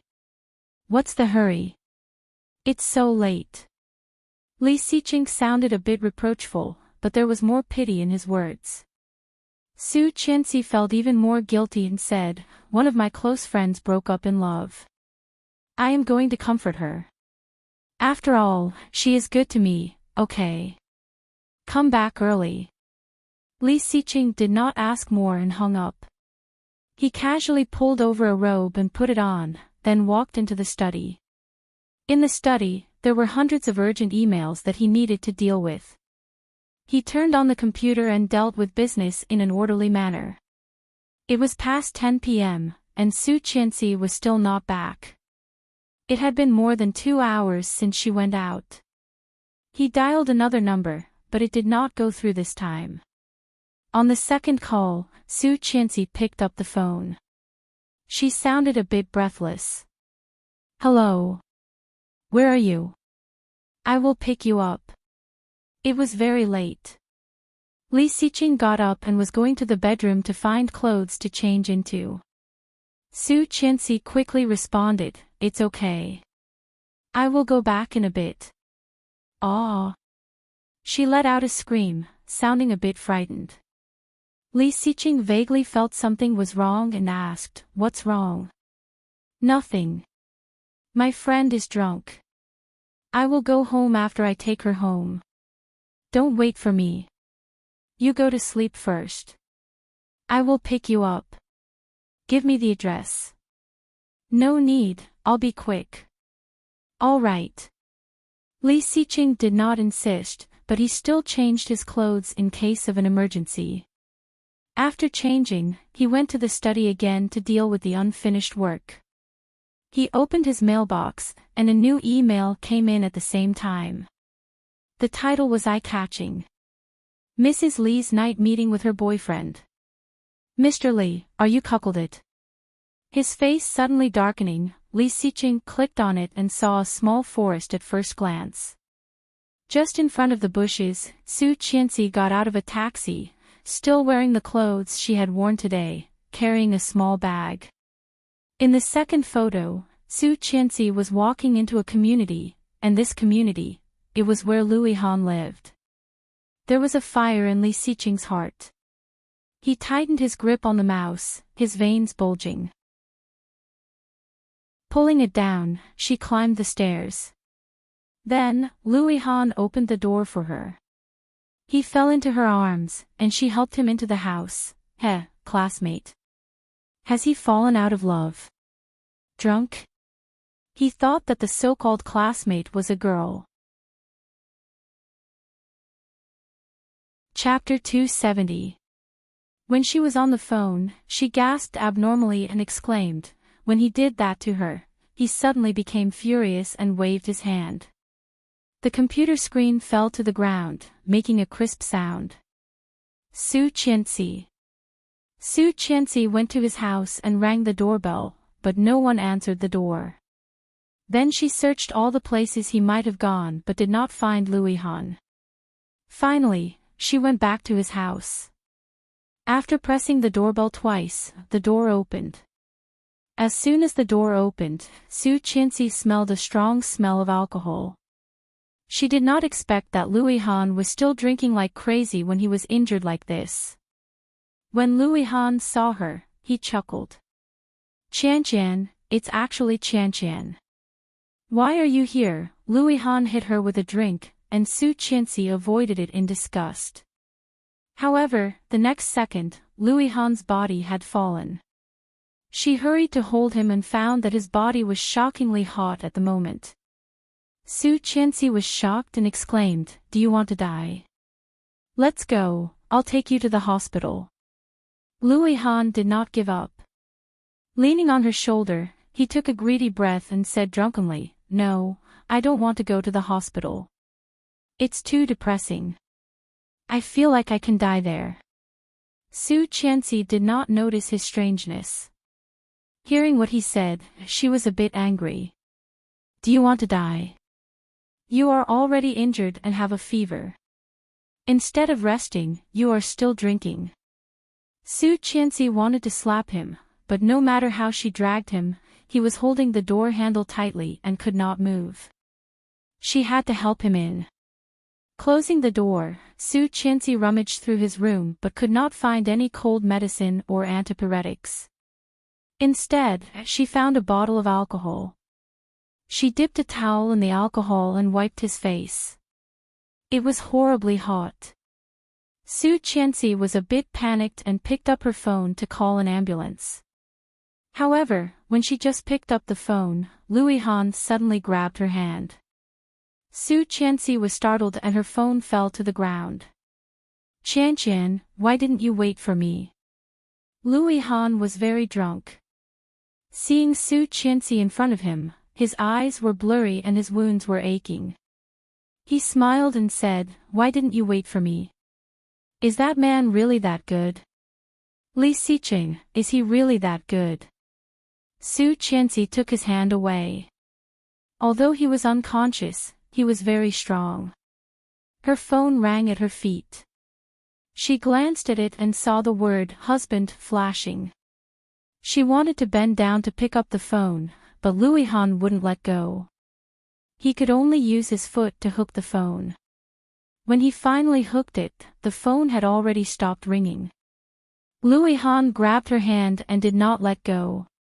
He was talking nonsense with his eyes closed, and his whole body was red. The phone rang for the second time, and she quickly answered. After dealing with Li Xiqing, she dialed 120 and gave the address. Her hand was tightly held, so she simply sat on the ground and waited for the ambulance. However, the ambulance did not arrive. Instead, an unexpected person arrived. Chapter 271. When Su Qianxi saw Li Xiqing, she was surprised, but before she could react, he pushed her away. Li Xiqing squeezed in and immediately saw Louis Han lying on the sofa, all red. The anger in his heart was burning. He strode forward, grabbed Louis Han's collar, and punched him hard. Louis Han was hit so suddenly that he screamed in a daze and fell to the ground. Looking up, everything in front of him was a blur. Vaguely, he could see a black shadow walking toward him. Su Qianxi exclaimed, "What are you doing?" Louis Han was drunk and very confused. Hearing Su Qianxi's voice, he chuckled. "Qianqian." However, this intimate word quickly ignited the fury in Li Xiqing's heart. "Bastard!" Li Xiqing strode forward, lifted him up again, and punched him in the face. Louis Han's face quickly swelled. His teeth were almost knocked out, and blood oozed from the corner of his mouth. Louis Han fell to the ground again. His wound was torn open, and bright red blood oozed out. Su Qianxi's heart almost jumped out of her chest. She hugged Li Xiqing's waist with all her strength and cried, Don't hit me." Li Xiqing clenched his fists and did not notice that the other side of Louis Han's body was bleeding. Noticing that the person behind him was actually worried about the guy in front of him, the anger in his heart burned even more irrationally. "Let go. Don't hit me, Su Qianxi sobbed and cried, "It's not what you think. I just don't want you to think too much, so let go." Li Xiqing did not want to listen to her explanation anymore. He forcibly pried her hand away and pushed her. Su Qianxi stumbled. When she came back to herself, Louis Han's scream was heard again. Li Xiqing's strength was great. As the third generation of the Red Army, his family had been very strict with him since he was a child. And now Louis Han was a seriously injured otaku. How could he be his opponent? She panicked and quickly got up. Without paying attention, she tripped over the sofa and fell to the ground. However, it was too late for her to stand up again. She crawled behind them, ignoring Li Xiqing's fists, and stood between them. In front of her, a big fist fell like a meteor. Su Qianxi had goosebumps all over her body. Looking at his fist, she did not dare to move. Li Xiqing did not expect her to suddenly come in. His fist full of explosive power stopped in the air. Out of the way. Su Qianxi's eyes were full of tears. Looking at his obviously angry face, she shook her head, and tears suddenly fell. She whispered, "You will kill him." Hearing that, Li Xiqing suddenly felt it was very funny, but his heart was cold. Cold. A bone-chilling aura emanated from him. Su Qianxi couldn't help feeling scared. Li Xiqing was so scary. Chapter 272. Su Qianxi felt that her jaw was almost broken. It hurt. However, at this moment, she had completely forgotten how to react. Li Xiqing's attitude toward her was exactly the same as his attitude toward her during the period when Grandpa died in her previous lifetime. He wanted to crush and kill her with his eyes. Su Qianxi's heart trembled. Looking at his stormy eyes, she couldn't help but think of him as the Li Xiqing in her previous lifetime. So terrible, so terrible. Noticing that Su Qianxi's body was trembling, Li Xiqing's heart felt like it had been pierced by thousands of arrows, hurting hysterically. She was afraid of him. She was still afraid of him. So, she would rather lie to him in the middle of the night and run out to be with Louis Han than be with him, right? Why? Li Xiqing's voice revealed a hint of imperceptible helplessness. What's so good about him? What's so good about this guy? Hearing this, Su Qianxi did not understand what he meant. Seeing her slightly confused expression, Li Xiqing's fingers tightened. Resisting the urge to destroy them both, he gritted his teeth and said, "Come home with me." Go home, and he would not pursue it. Go home, and he would pretend that nothing had happened. But when Su Qianxi heard this, she subconsciously looked behind her. Louis Han was seriously injured, had a high fever, and had been drinking. Now he was beaten like this by Li Xiqing. Seeing this, Li Xiqing's heart ached to the extreme. In front of him, couldn't she pretend a little? Could it be that the love and affection she had shown him before were all fake?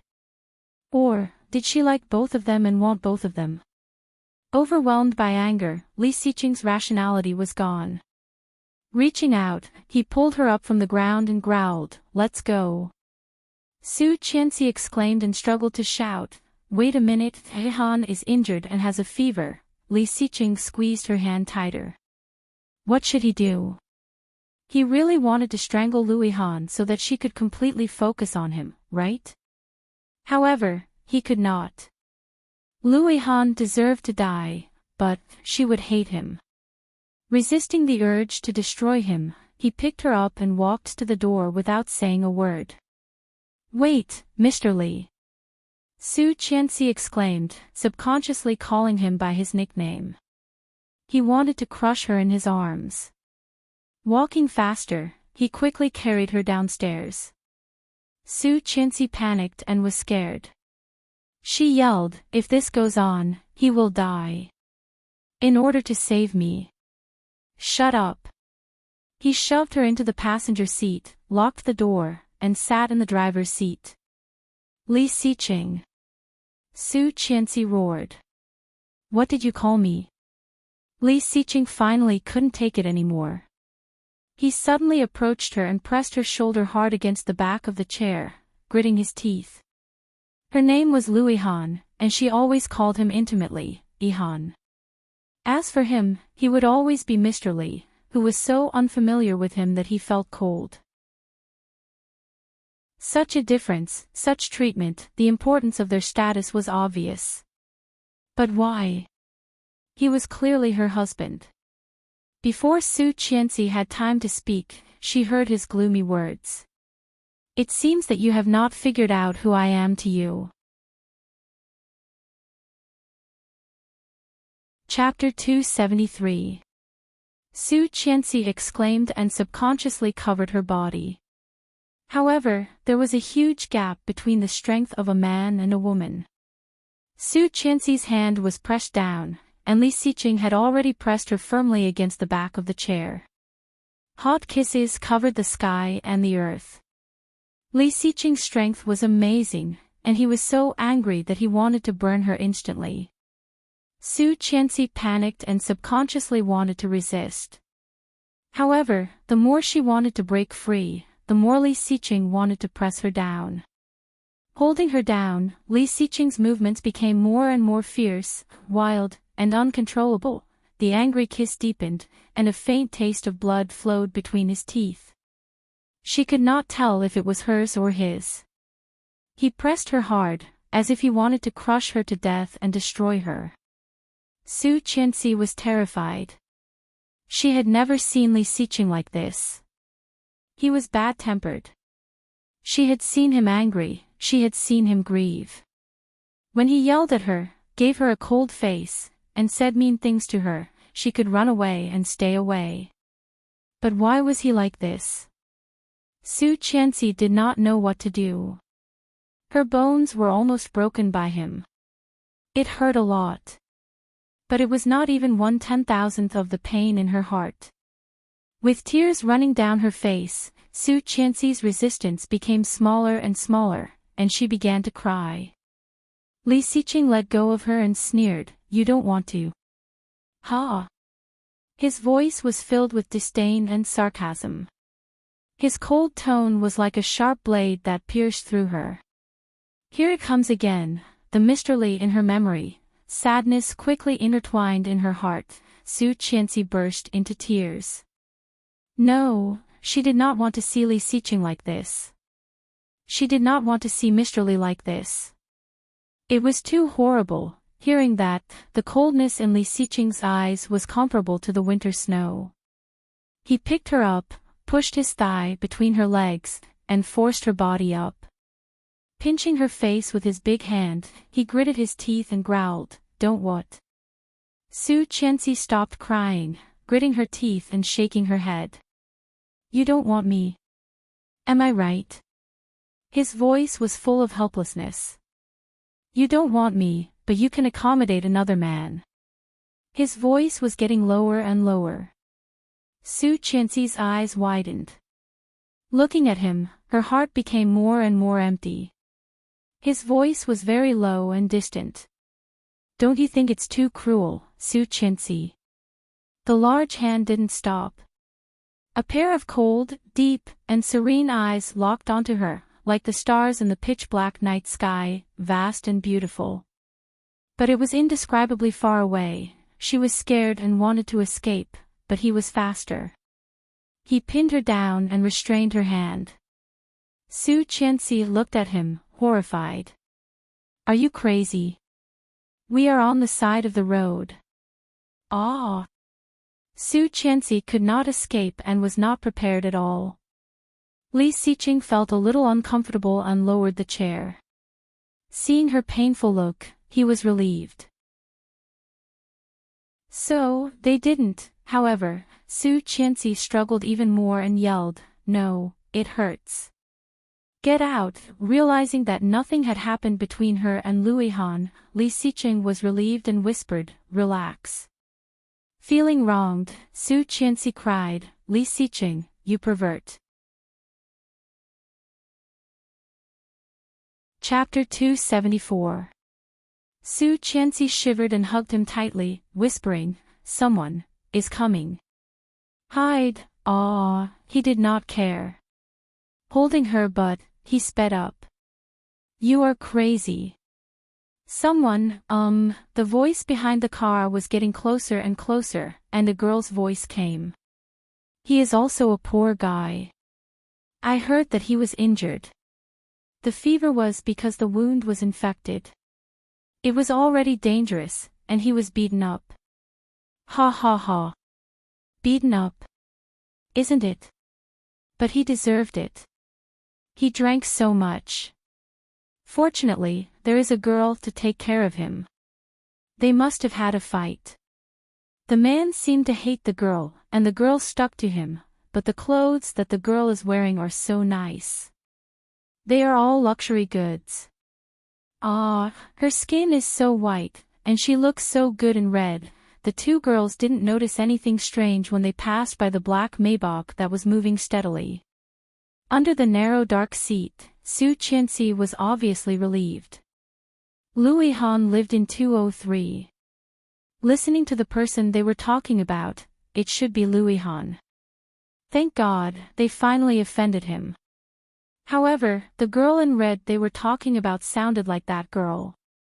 Did you Lily come here in the middle of the night? Just as she was deep in thought, she felt the thing that had just weakened with great difficulty to suddenly swell up again. Li Xiqing knelt on one knee, pressed her on the seat, and whispered, Su Qianxi, give me a child. It was said that once a woman had a child, she would stop being wild. But when Su Qianxi heard this, her eyes immediately widened. Before she could react, her lips were sealed again, and she could not say a word. When Louis Han's operation was over, it was already past 2 p.m. Yu Lily saw the light in the emergency room went off and quickly rushed up, grabbing the sleeve of the doctor who had just walked out, and asked, Doctor, how is it? The doctor took off his mask and said, Fortunately, he can be saved. But don't be so ridiculous in the future. Even a body made of iron can't stand it. Yu Lily let out a sigh of relief and quickly entered the intensive care unit that Louis Han had been transferred from. He was still unconscious, and the bruises on his face made him look particularly wretched. Yu Lily's heart ached. She reached out and gently touched his wound. Her eyes soon turned red. How could this happen? If I know who it is, I will definitely avenge you. Louis Han vaguely heard Yu Lily's voice. He frowned and opened his eyes. As expected, he saw Yu Lily at a glance. With disgust in his eyes, Louis Han turned his head and avoided her hand. His voice was a little cold. Why are you still here? Yu Lily's heart felt cold. She sneered disdainfully. Do you think I want to be here? I'm here to ask you for surgery fees and hospitalization fees. That's a total of 8,000, remember? Oh, give me your account number, and I will transfer it to you. If there is nothing else, you can leave now. Louis Han's voice was cold, and Yu Lily's heart was even colder. However, he still had a look of disdain on his face. Who the F***CK wants to care about you? Damn it, I'm such a busybody. If I had known earlier, I would have let you die there. Then, he seemed to think of something and asked, Who beat you like this? It's so cruel. It's none of your business. Hey, don't be so stingy. Maybe I can avenge you. Chapter 275. Hearing this name, Yu Lily widened her eyes and looked at him incredulously. How is it possible, Li Xiqing? Su Qianxi's husband. Why did he hit you? Louis Han smiled and asked, You don't believe me? No, no. Yu Lily quickly waved her hand. I just feel strange. Why did he hit you? Even Louis Han himself did not know the reason, so how could he explain it to her? Louis Han's head was throbbing. His wounds were much better after treatment, and his body was not as hot as before. However, he was still very uncomfortable. Too lazy to explain, Louis Han waved his hand and said, You go back. I will transfer the surgery fee to you. It's too late, and it's not convenient for a girl to stay here. It's okay. It didn't matter. But before Yu Lily finished her words, her phone rang. It was Oh Ming. This was his fourth call that night. Pursing her lips, Yu Lily did not want to talk to him. Turning off the phone, she turned her head and found that Louis Han had closed his eyes, looking very tired. Reaching out to feel his temperature, Yu Lily's heart ached a little. She went out and asked the nurse on the night shift for alcohol and a towel to cool him down. Looking at Louis Han's face, Yu Lily's heart was indescribably empty. If she did not have a relationship with Ming for money, would she still have a chance with him? Looking down, Lily regretted her decision. Now she was like a canary imprisoned by Ming, trapped in a luxurious cage. It looked good, but there was no freedom at all. How she envied Su Qianxi. Su Qianxi was simple and kind, completely different from her, a vulgar and hateful gold digger. Her life was also impeccable. What made Lily even more envious was that she had Louis Han's love. Great! Staying with Louis Han all night, Lily did not know when she fell asleep. When she was woken up by the nurse, it was already past 9 in the morning. Louis Han was still sleeping. Stretching, Lily stood up and turned on her phone. As soon as she turned it on, the phone rang. More than 50 missed calls, more than 100 text messages. Damn, King retarded. Lily was speechless. As soon as she finished cursing, she received a call from that person. Hey! Lily sounded impatient. Hurry up. Ming was silent for a moment, then he sneered and said, Lily, have your guts grown big?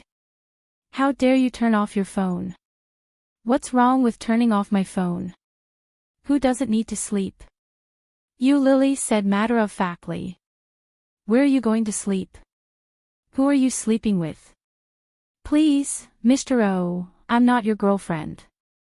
Why do you care so much? If you're not my girlfriend, then whose girlfriend are you? Pfft. At most, we're just a money and sex transaction. Why are you so into it? Last night, I didn't want to do business with you. Did you have to be so persistent? You. Li. You. Ming was a little angry. Immediately, get your ass to the Shishan Villa area. I know. Damn it, you pervert. Lily hung up the phone but did not leave. Instead, she checked Louis Han's temperature. After confirming that his fever was gone, she asked the nurse to take care of him and walked away. However, just after Lily walked out, Louis Han had already opened his eyes and looked in the direction of her departure. He had long heard that she was a mistress of a young rich man, but he did not expect it to be true. Chapter 276. When Su Qianxi woke up, it was already the next morning, and Li Xiqing had already gotten up for work. Looking at the time, she was already late for school, so she skipped one class. Suppressing the feeling that his body was about to fall apart, he climbed up and reached out to pull a loose robe over himself. Stumbling into the bathroom, he found that his body was covered in bruises, and he looked very pathetic. Su Qianxi, give me a baby. Then, he did not stop for the whole night. She was so tired that she fainted in the car. When she woke up in the middle of the night, she was already in her own bed, but Li Xiqing still did not stop. Her body was sore, and her eyes were red and swollen. So miserable, Su Qianxi laughed at herself and prepared a hot bath for herself. Lying in the bathtub, she relaxed her body and fell asleep unconsciously. When she woke up, she was already lying in bed, clean. Li Xiqing sat neatly on the edge of the bed, with a simple table in front of him, a notebook and a pile of documents on it. Noticing that she was awake, he glanced at her and continued to work. Su Qianxi looked at him, pursed her lips, and did not say a word. He thought that she had a shady relationship with Louis Han. Therefore, all night long, he humiliated her with Louis Han, wishing he could kill her in bed. However, she did not. Clutching the quilt tightly, she felt wronged. Pursing her lips, her tears were already falling. Li Xiqing heard her sobbing, and his cold eyes deepened. Putting down the documents in his hand, he said, so reluctant?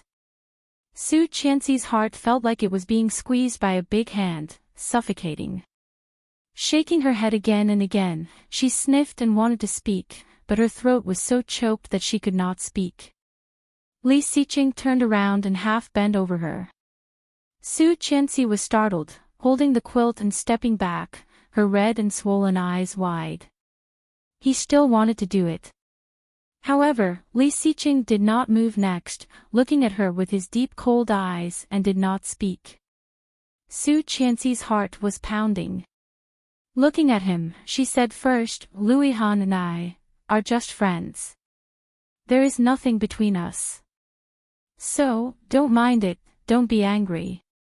Hearing that, Li Xiqing's eyes darkened and her red lips pressed into a line. After a long while, she said, "I'm sorry." Su Qianxi was confused by his apology and looked at him in confusion. Li Xiqing did not explain and slowly leaned over. Seeing this, Su Qianxi stepped back in fear and almost cried. She begged, "No." Li Xiqing felt a sharp pain in his heart and stopped moving. The feeling of helplessness in his heart grew stronger and stronger. He looked at her and whispered, "Let me look at you. You are hurt." "No need, no need." Su Qianxi's tears fell. "Don't come over, don't touch me, please." Last night, he had completely lost his mind. Fortunately, he asked Luo Zhan to trace the location of the email last night and found a private detective. Only then did he know that such a thrilling thing had happened to Su Qianxi. If it were not for Louis Han, feeling scared, Li Xiqing sent someone to take down the private detective and collected evidence of Tang Menjing's cooperation with the detective agency. However, it couldn't overshadow the fact that he had already hurt her. Chapter 277. After saying that, he really retreated and got off the bed. Seeing her obviously relieved look, Li Xiqing's heart ached even more. Guilt, self-blame, and remorse flooded over him, wrapping him tightly. However, he still did not show any of it on his face. Clenching his fists, Li Xiqing tidied up and left the room. His figure disappeared, and Su Qianxi felt like she had been drained of all her energy. She collapsed on the pillow, unable to summon any strength.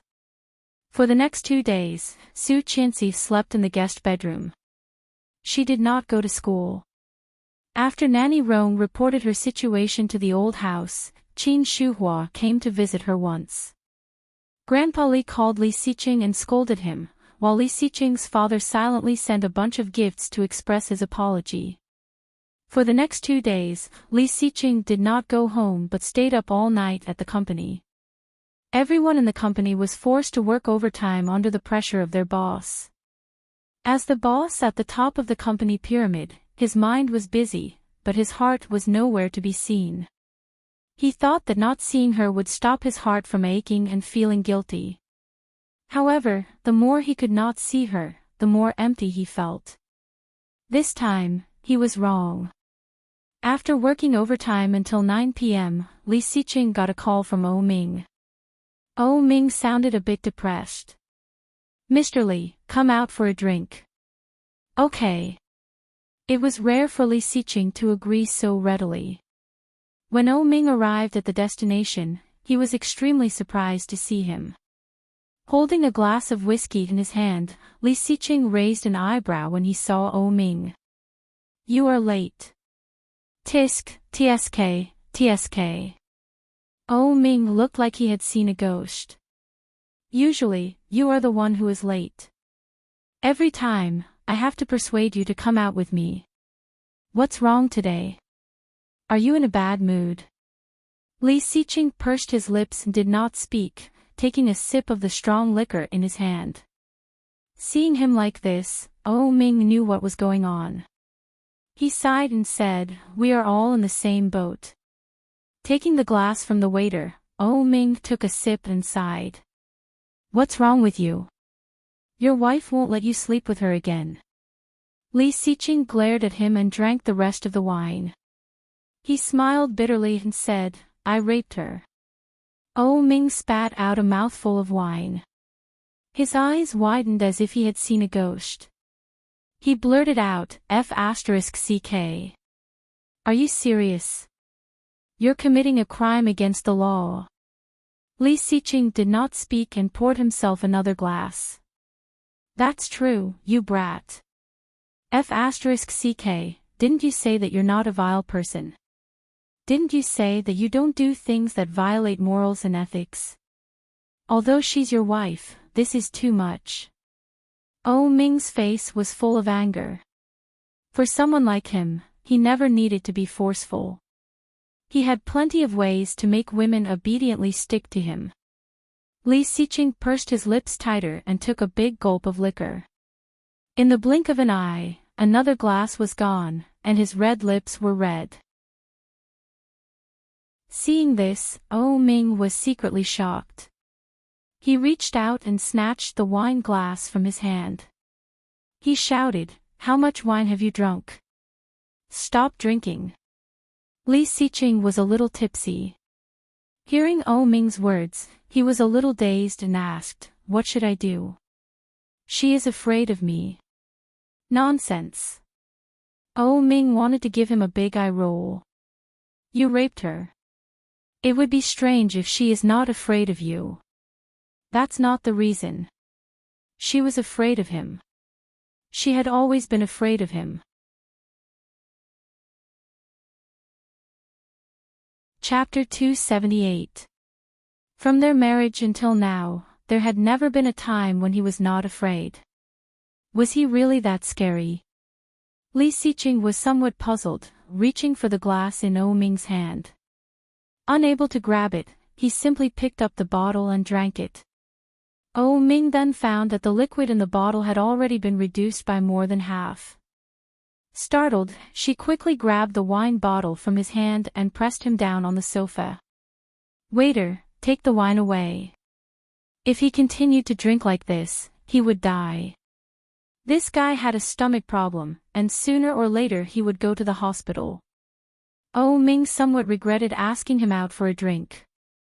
As a result, he did not complain about his troubles, but served such a big boss. "Are you F***king sick? Is this how you drink?" Li Siqing was a bit dazed.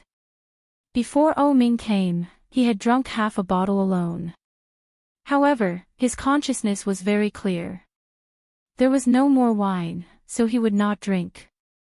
Li Siqing sat on the sofa, pushed Oh Ming away, and asked, "What's wrong with you?" Every time Oh Ming called him out, there must be something. It was either a good thing or a bad thing. "Hey, let me send you back. You are like this." "What are you talking about? I am not drunk." Li Siqing looked at him seriously. Oh Ming took a closer look, pursed his lips, and said, "What else can it be? That woman wants to run away again. I want to ask you, how did you coax your wife? Didn't you sign a divorce contract before?" Li Siqing's originally tipsy eyes suddenly became extremely clear. Yes, the divorce contract. He actually completely forgot about this matter. Suddenly standing up, Li Siqing did not want to stay any longer and said, "I have to go first. Let's talk about it another day." Oh Ming was dumbfounded, staring at his back, and cursed, F***ck. But soon he thought of something and chased after him. "How can you drive after drinking so much? I will drive you." Su Qianxi did not dare to see Luihan, not even daring to call him. Although she was very worried, she still did not go to see him. The things in the guest bedroom were still the things she used before. She put up the small bedside table and turned on the computer to do her homework. She hadn't been to class for the past 2 days, so her classmates had sent her homework and taken notes for her. Although he was in a bad mood, he still had to continue his studies. Otherwise, if he failed at the end of the semester, he would lose a lot of face. Halfway through her homework, she felt thirsty. Putting on her shoes, she went downstairs to the kitchen. When she picked up a glass of water, she heard someone talking. It was Oh Ming. Behind him was a tall and straight figure. It was him. Su Qianxi looked at them with a mouthful of water in her mouth and quickly swallowed it. She drank too quickly, and her throat hurt. "Hello, sister-in-law," Ming greeted. Li Xiqing saw her standing at the door of the kitchen in her white pajamas. His eyes narrowed, and he reached out to cover his eyes. Turning his head, he looked at her sharply. "Put on your clothes." She blinked and looked down at her pajamas. It was a very conservative and normal long-sleeve nightgown. Was there a problem? Seeing her confused face, Li Xiqing's eyes darkened. Glancing at the faint bruise, he reminded her, "Your neck." Su Qianxi was dazed for a moment, and then her face quickly became hot. She turned around and hopped upstairs. Ming was embarrassed. "Well, I'm here. Let's go home." Then he quickly left and closed the door. Li Xiqing went upstairs and opened the door, but it was empty. His eyes darkening, he turned around and opened the door of the guest bedroom. It was locked from the inside. Chapter 279. Are you in there? Let's talk. Li Xiqing tried to sound calm, but the coldness was still there. Su Qianxi's back was against the door. Hearing the voice, she bit her lip and did not respond. Li Xiqing waited at the door and saw that Su Qianxi was not going to open the door, so he said, "Go to bed early. I will take you to class tomorrow." Sensing that he was gone, Su Qianxi let out a sigh of relief. Before she knew it, she was already in a cold sweat. After taking a shower, Su Qianxi finished the rest of her homework and turned off the light to sleep. It was late at night. The door to the second bedroom was pushed open, and a tall and handsome figure walked in. His footsteps were light and quiet. In her sleep, Su Qianxi felt a bit uncomfortable. Kicking the quilt away, she moaned, turned over, and continued to sleep. Li Xiqing's cold eyes softened. Bending down, he tucked her in and stood on the side, watching her. Su Qianxi did not know that someone was next to her and slept the whole night. The next day, after Su Qianxi washed up, she heard Nanny Rong calling, "Ma, breakfast." "No, I'm going to class." "No, eat a little." Nanny Rong called her. She did not know if it was intentional or not, but her voice was a bit loud. "I'm already thin, and I haven't eaten well these days. If I continue like this, I will become even thinner and uglier." Su Qianxi felt it would be rude to refuse, so she took her bag downstairs and sat down for breakfast. However, after sitting down, a pair of intelligent big eyes darted around, looking inside and outside. However, she did not see what she wanted to see. Looking up, she saw Nanny Rong's teasing eyes. Inexplicably, she felt like she had been caught doing something bad. She blushed and lowered her head. "Sir has gone to work. It is said that the company has a new project and needs to cooperate with a group in the United States. He is going on a business trip to Chicago in the afternoon." "He is going on a business trip?" Nanny Rong nodded. Seeing that Su Qianxi had drunk half of her milk, she added, "Yes, it is said that he will be gone for a few days." "How many days?" Su Qianxi could not help asking. Nanny Rong's smile became more mischievous. She asked, "You don't know? Didn't he go home last night?" Seeing her ambiguous expression, Su Qianxi felt a bit disappointed. Lowering her head, she took a bite of the sandwich in her hand. "He did not tell me. 5 days, he said in a low voice." Su Qianxi stiffened and paused. She subconsciously looked at Nanny Rong. Didn't she say he went to work? How could Nanny Rong lie to her? Seeing this, Nanny Rong turned around and looked at the sky. "Oh, I'm going to do the laundry." He walked over and stopped in front of her. Looking at his watch, he said, "It's 7:30 p.m. I'll take you to school. Su Qianxi was a little angry that Nanny Rong had lied to her, but when she met his gaze, she cowered and whispered, I can go by myself. Are you sure you can get a taxi here?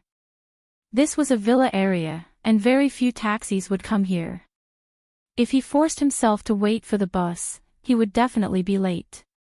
So, it was inevitable that she would get into his car. However, when she thought about what he had done to her in the car 2 nights ago, with tears in her eyes, she looked down and did not speak. Chapter 280. Li Xiqing was away on a business trip, and the house was empty again. Su Qianxi tossed and turned in bed, unable to fall asleep. Something was going on in her head, and she did not even know what she was thinking. Suddenly, she got up and opened the bottom drawer of the nightstand. Right there was a translucent file bag with a contract lying quietly inside. What was the point of this contract now? Su Qianxi felt a bit cheap. Despite what he had done to her that day, she had never thought of divorce. Every time he thought of the word divorce, his heart ached to the extreme. She did not want to, no. But, would he use this contract to bind her? Su Qianxi was not sure. Seeing his signature on the contract, she pursed her lips and put it under her pillow. There were still 5 days before he came back. At that time, they would have a good talk about the divorce. 5 days passed quickly. During these 5 days, Su Qianxi went to see Louis Han twice. After apologizing to him, she did not dare to stay long and only dared to see him during the day. On Monday, classes would end late.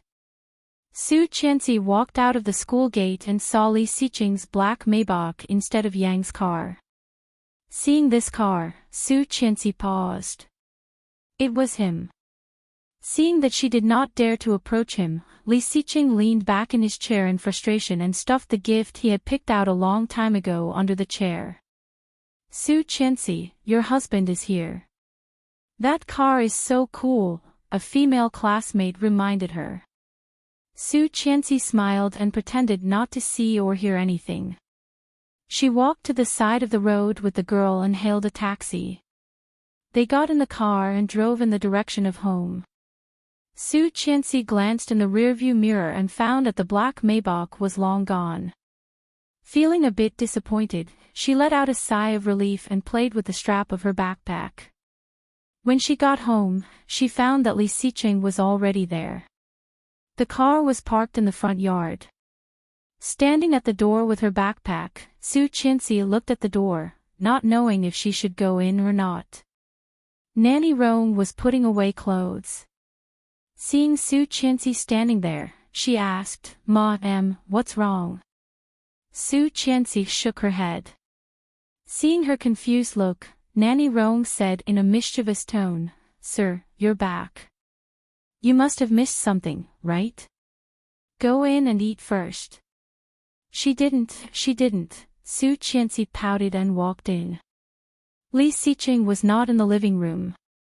She went upstairs with her bag and found that the doors on both sides were open. Holding her things in his hand, he did not explain when he saw her. Su Qianxi was a little angry and said, What are you doing? They're still arguing. Why did he want to move her things to the master bedroom? Could it be that he wanted to do something to her? This was too much. Li Xiqing glanced at her and said quietly, Grandpa is coming to stay for a while.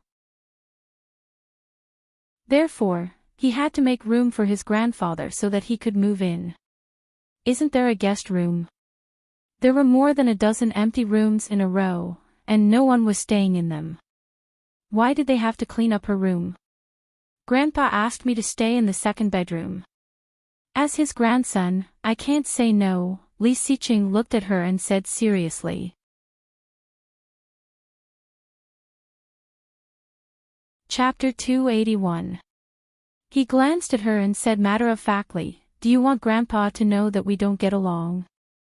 They didn't get along. They were fighting. Before she said anything, he continued, "Do you know why Grandpa came to live here?" "Why?" "He wanted to eat sweets, but because of high blood pressure, my father did not allow him to eat, so he ran away from home." Su Qianxi was stunned. "Really?" "Ask Grandpa." Even if she asked Grandpa, he would not admit it. However, Grandpa was so old. Would he do such a childish thing? Would he? Su Qianxi felt a bit confused, but seeing his serious look, she knew that he would not lie to her, right? Seeing her suspicious look, he did not care and continued to move her things to his room. "Wait." Su Qianxi was a bit annoyed. "I'll move it myself. I'll sleep in the guest room next door." Li Xiqing heard that and paused. Looking at her, he said, "Why are you doing this? Grandpa will be sad. Grandpa will understand." "How do you want him to understand? Do you want to tell him that we had a fight?" A young couple, Su Qianxi blushed, not knowing whether it was because of anger or shyness. Stomping her feet, she shouted, "Who are you calling a couple?" Seeing her like this, Li Xiqing curled his lips and said matter-of-factly, "If you are not a couple with me, who are you going to be a couple with? Don't forget, we got married and had sex." "You." Su Qianxi was so angry that she could not say a word. Her face was as red as a cooked shrimp. Getting married was fine, but what did he mean by having sex? How could he say that so confidently? For the first time, Su Qianxi realized that Li Xiqing was so shameless. "Stop it." He reached out and pointed at her nose. "Grandpa will be here soon. We have to let him move in." Su Qianxi was so angry that she went downstairs with her bag in her arms. Why? Why? It was clearly his fault, but now it seemed as though she was the one who was being unreasonable. Despicable and shameless. Ah! Su Qianxi was furious and threw her bag at the door. Old Master Li Sun picked up a heavy school bag before he even entered the house. He was in a good mood. Bending down to pick up the bag, he walked in with a smile and immediately saw Su Qianxi's angry look. "What's wrong? Why are you so angry?" Seeing Grandpa, Su Qianxi calmed down and greeted, "Grandpa." Just behind Old Master Li, a young man helped him move his luggage in. It really looked like that, but the old man seemed to be in a good mood. Su Qianxi felt strange and asked, "Grandpa, did you really run away from home?"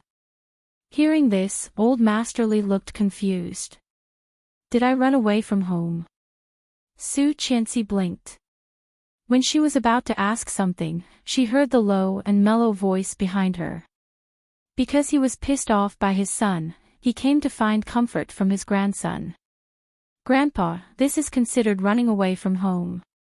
Realization dawned on Grandpa's face as he nodded. "So that's how it is." Su Qianxi was speechless. What did he mean by that? Wasn't that the case?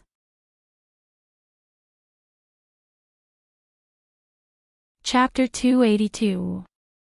Seeing Su Qianxi's strange look, Grandpa nodded and said seriously, "That's right."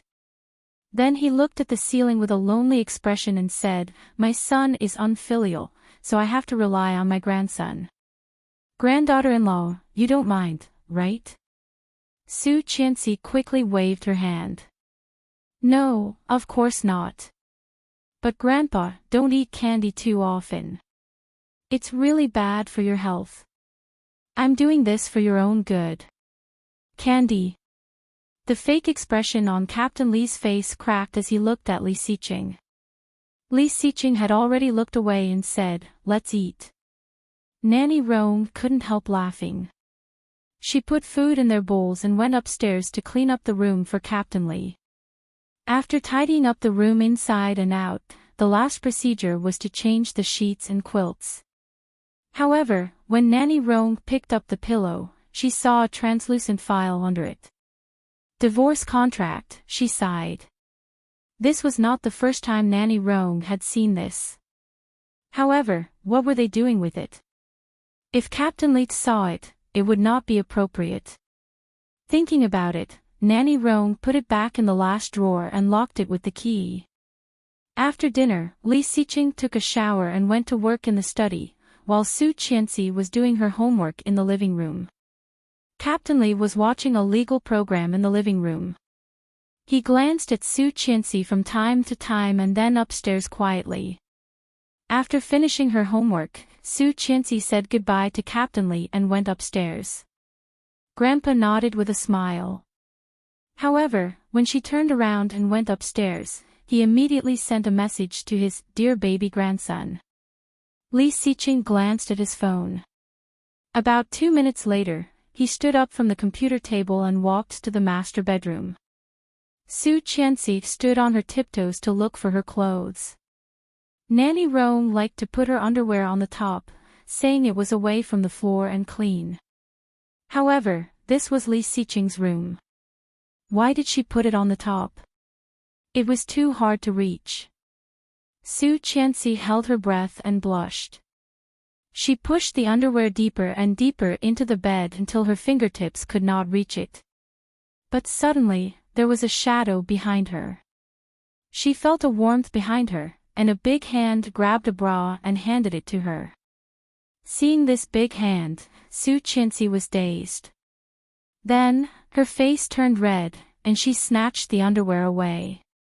She turned around immediately, but she was caught off guard and bumped into his arms. His sturdy and broad chest exuded the aura of male hormones. Su Qianxi's heart raced. Looking up, she saw a pair of eyes as bright as the galaxy, so deep, so dark. Li Xiqing approached her and put his big hand on her waist. He whispered, "Are you still angry?" Hearing this voice, Su Qianxi felt aggrieved again. Angry, angry. Not only was she angry that he had done that to her, but she was also angry that he had humiliated her. Why did he think that she had that kind of relationship with Louis Han? Why did he think that she did not have him in her heart? Pushing him away, she gave him an angry stare, turned around, and left without a word. Her manner said it all, she was angry. Li Xiqing's eyes darkened as he pulled her over and pressed her against the wall. Su Qianxi's eyes widened.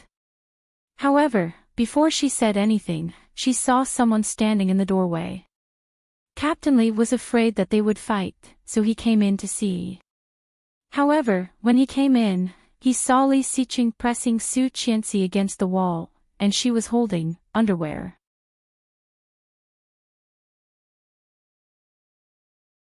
Chapter 283.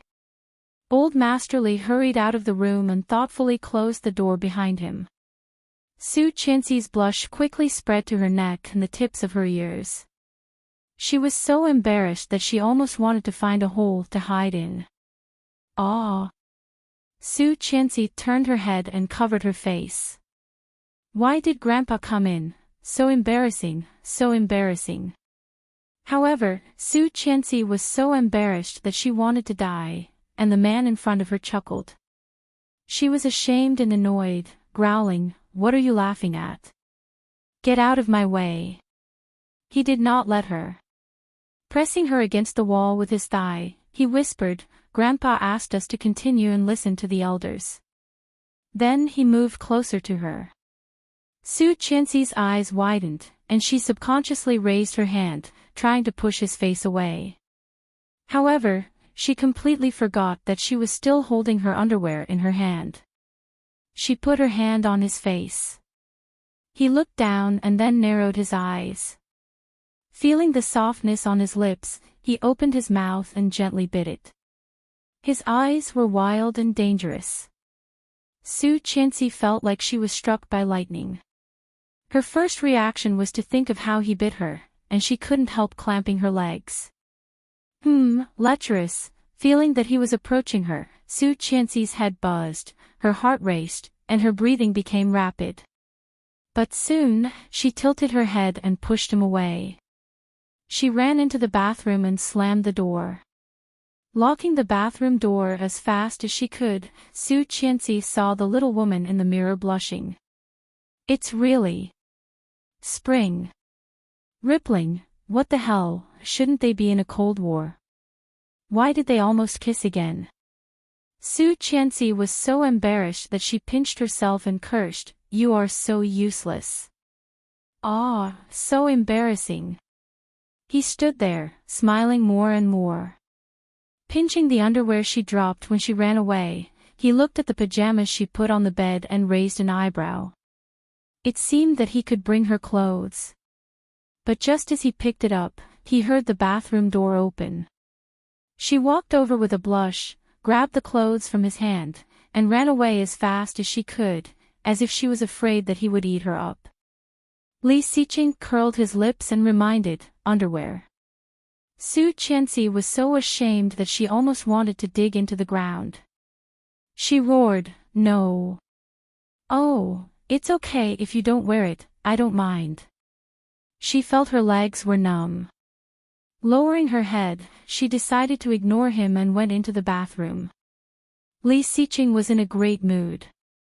After more than a week of depression, he finally had some relief.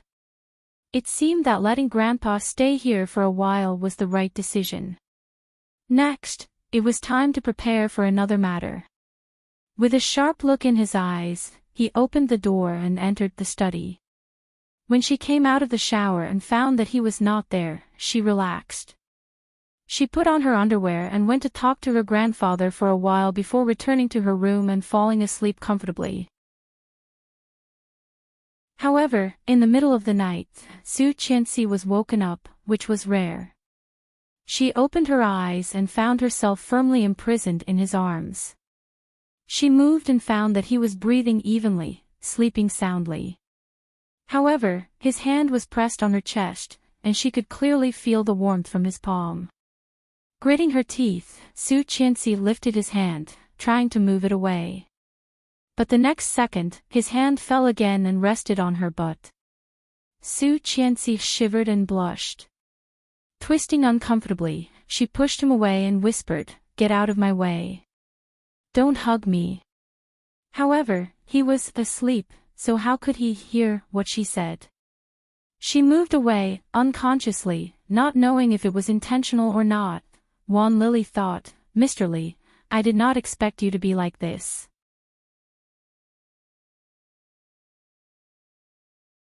Chapter 284. Su Qianxi straightened her back and involuntarily clamped her legs together. She moved forward reflexively, but accidentally bumped into a suspicious heat. Buzz. Her mind went blank. Her first reaction was to push him away and roll to the side, looking at Li Xiqing in surprise. This fellow was actually not even well behaved when he was sleeping. Was he having an erotic dream? Su Qianxi looked up at him and found that he had not woken up even after she pushed him like that. She quietly let out a sigh of relief and muttered with a look of disgust, "He did not even wake up. He is sleeping too soundly." She consciously moved away from him, huddled on the edge of the king-sized bed, pulled the quilt, and closed her eyes again. Soon, she fell asleep again. She did not notice that the man behind her had sneaked up on her again and raised his leg to clamp her. Su Qianxi dreamed that a big tiger was chasing her, which scared her and made her run away. However, the big tiger directly threw her down, pressed a pair of paws on her chest, and licked her mouth with its tongue. She wanted to resist, but she could not get rid of it. It seemed that she could not move. Feeling that the big tiger was taking advantage of her, she could only stare. However, the movements of the big tiger became more and more unscrupulous. Its mouth moved from her mouth all the way down. Su Qianxi felt itchy on her neck. She reached out and patted a fluffy head. The big tiger seemed to be angered by the slap. It opened its mouth and bit her neck. However, it did not hurt, but a kind of itch spread all over her body, making her shiver and couldn't help whispering. Su Qianxi woke up again. She covered her neck, which was a bit wet, as if she had really been bitten by a big tiger. Looking back, Li Xiqing was still sleeping in the same position as before. There was no change at all. Damn. Su Qianxi felt that she must be too tired to have such a strange dream. She turned over and closed her eyes to continue sleeping. In the dark, Li Xiqing curled his lips and held her in his arms.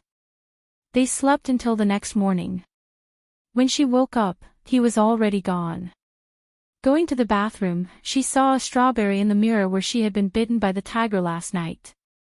Her eyes widened, she was dumbfounded. Did the nightmare come true?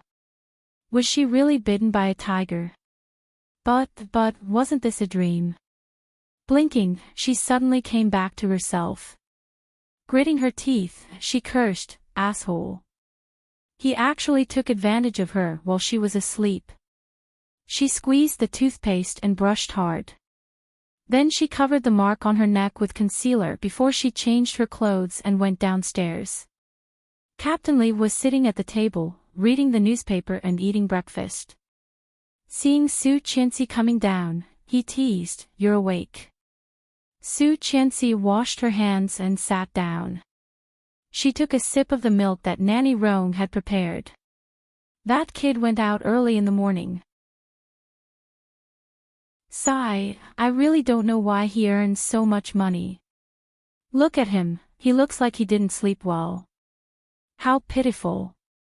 Su Qianxi's mouth twitched. He deserved it. Instead of sleeping in the middle of the night, he did do bad things. However, he just told me to host a makeup wedding for you. Have you picked a date? Su Qianxi was a bit dazed.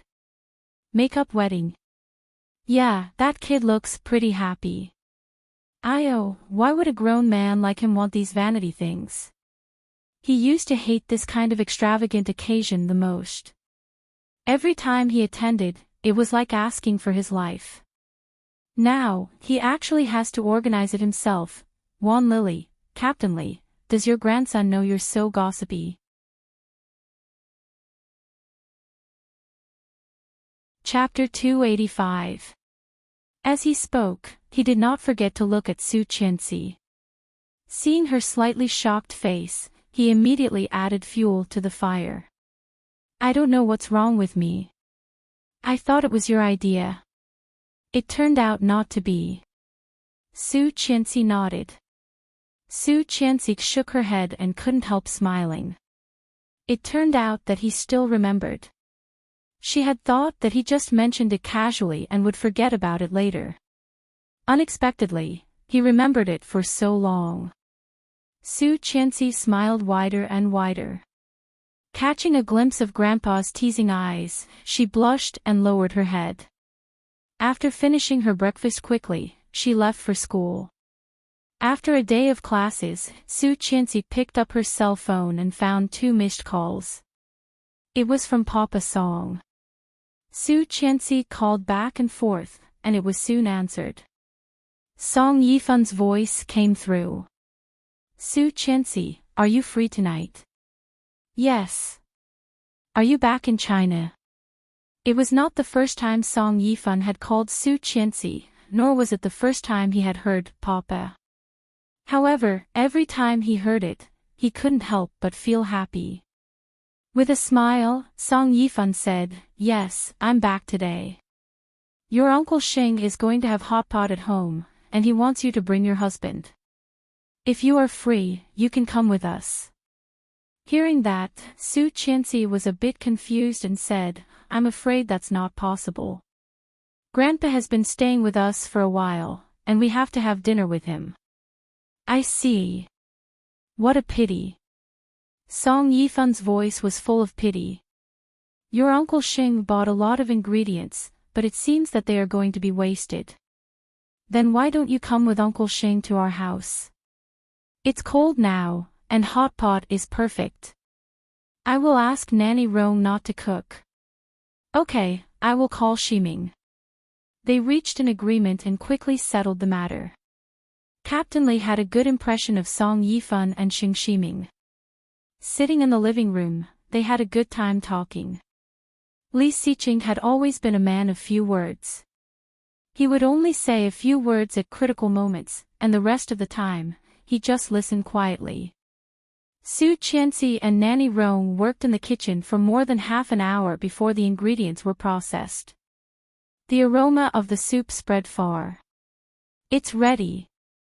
Su Qianxi shouted, drooling at the aroma. Nanny Rong prepared bowls and chopsticks for everyone and quickly asked them to sit down. Under the old man's insistence, Nanny Rong reluctantly sat down. The ingredients went down one by one. Su Qianxi picked something for herself and ate happily. When she was almost done, a big hand picked up a piece of meat, dipped it in the sauce in front of her, and put it in her bowl. Su Qianxi was flattered. Looking up, she saw Li Xiqing's calm face. It was as if he wasn't the one who had just picked up the meat for her. Without any hesitation, he stuffed the meat into his mouth. However, when a certain someone saw that she had finished eating, he reached out and picked up another green vegetable for her. Then, he picked up meatballs, seafood, meat, and all sorts of other things for her. She had tried to eat as fast as she could, but still could not keep up with his speed. Seeing that her bowl was piled high, she said with a bitter face, "Don't take any more, I can't finish it." "It's okay." He put down the last piece of meat calmly. "I'll eat it if I can't finish it."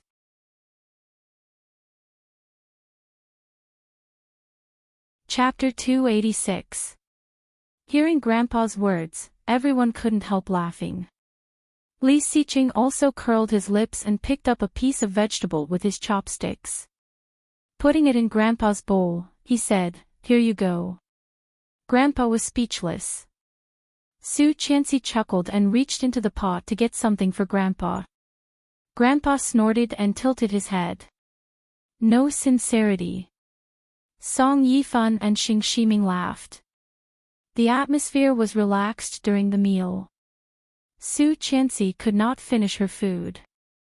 Looking at the half-full bowl of food, a big hand reached over and took her bowl away.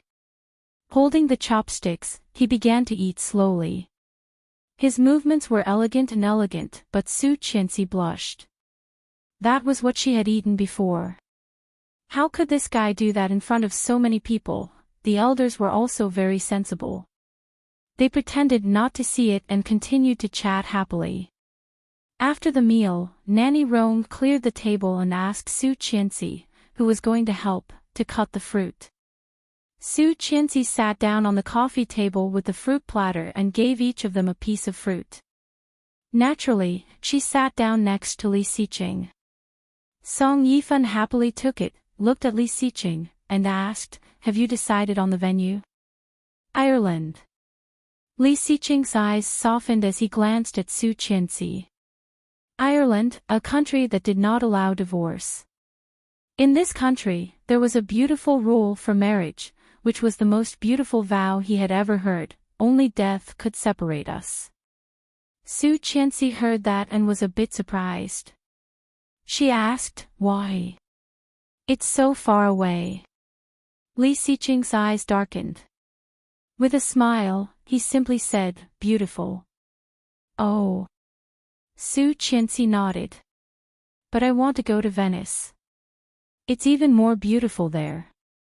"Ireland first, then Venice for our honeymoon." "Honeymoon? Didn't we already have our honeymoon?" "In the Maldives, that doesn't count." Li Xiqing slowly took a sip of tea and said, "Next time, the two of us will go together." Hearing that, Captain Li was not happy. He stared at Li Xiqing and said, "So you think your grandpa is the third wheel? Who was the one who worked so hard to coax his wife every time? To think that he had taken such a big risk. This time, it was also because of his help that they could reconcile so quickly." The old man's heart was bitter, and his face was full of anger. There's no justice in this world. It's not easy to feed a grandson. If you're not careful, you'll become an ingrate. Li Xiqing smiled. Grandpa taught me well. The old man glared at him, turned his head, and decided to ignore him. This is really infuriating, Grandpa.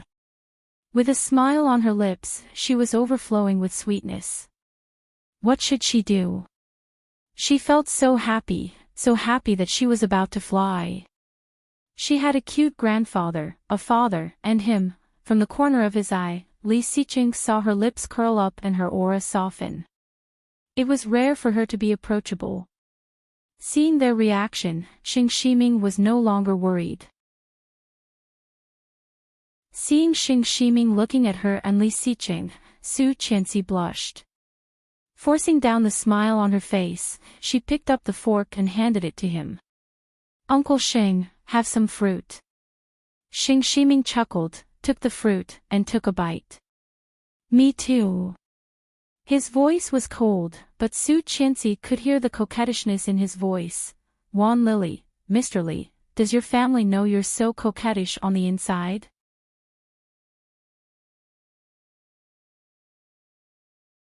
Chapter 287.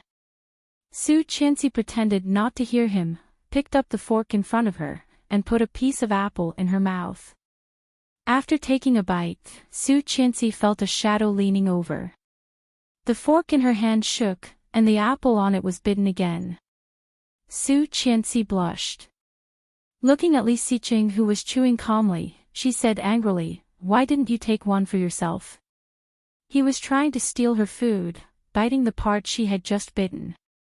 Ah! And this was in front of the elders. Even if he was shameless, she was. Su Qianxi saw the ambiguous looks from the elders and blushed even more. She lowered her head.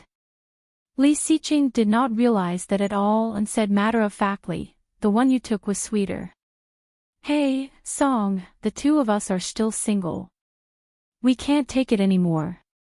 Xing Shiming could not stand it anymore and stood up. Song Yifan was also in a good mood. Seeing Su Qianxi happy, he also felt very happy. Hearing Xing Shiming's words, he also stood up and said, "Okay. I have something to deal with anyway. Let's go." Su Qianxi gave Li Xiqing a stare, stuffed the rest of the apple in her hand into his mouth, and stood up to see them off. After seeing Song Yifan and Xing Shiming off, Captain Li said he was going for a walk. Su Qianxi hurried to follow him, and Li Xiqing did not want to be left behind. The three of them went out together. The environment around the villa was very nice. Although it was already autumn in Kingstown, it was in the south after all, and the surrounding environment had not changed much. The greenery around the villa was very good, with luxuriant branches and leaves. Captain Li sighed. "You really know how to enjoy life. I didn't even know you lived in such a nice place." Li Xiqing helped Grandpa up and said casually, "If Grandpa likes it, we have another one in the back, a little bigger than the one we live in now." "Why would an old man like me live in such a big house? It's not like I have any great-grandchildren to take care of." Hearing this topic, Su Qianxi consciously did not continue the conversation. However, Li Xiqing was very happy to talk about it. He said, "I can do it any time. It depends on her." Captain Li looked at Su Qianxi and sighed. "Qian." Su Qianxi suddenly shivered and coughed. "Grandpa." "Sigh, Grandpa is getting old. I don't have much time left." "Nonsense," she interrupted him. "You are in good health, and you will live a long life."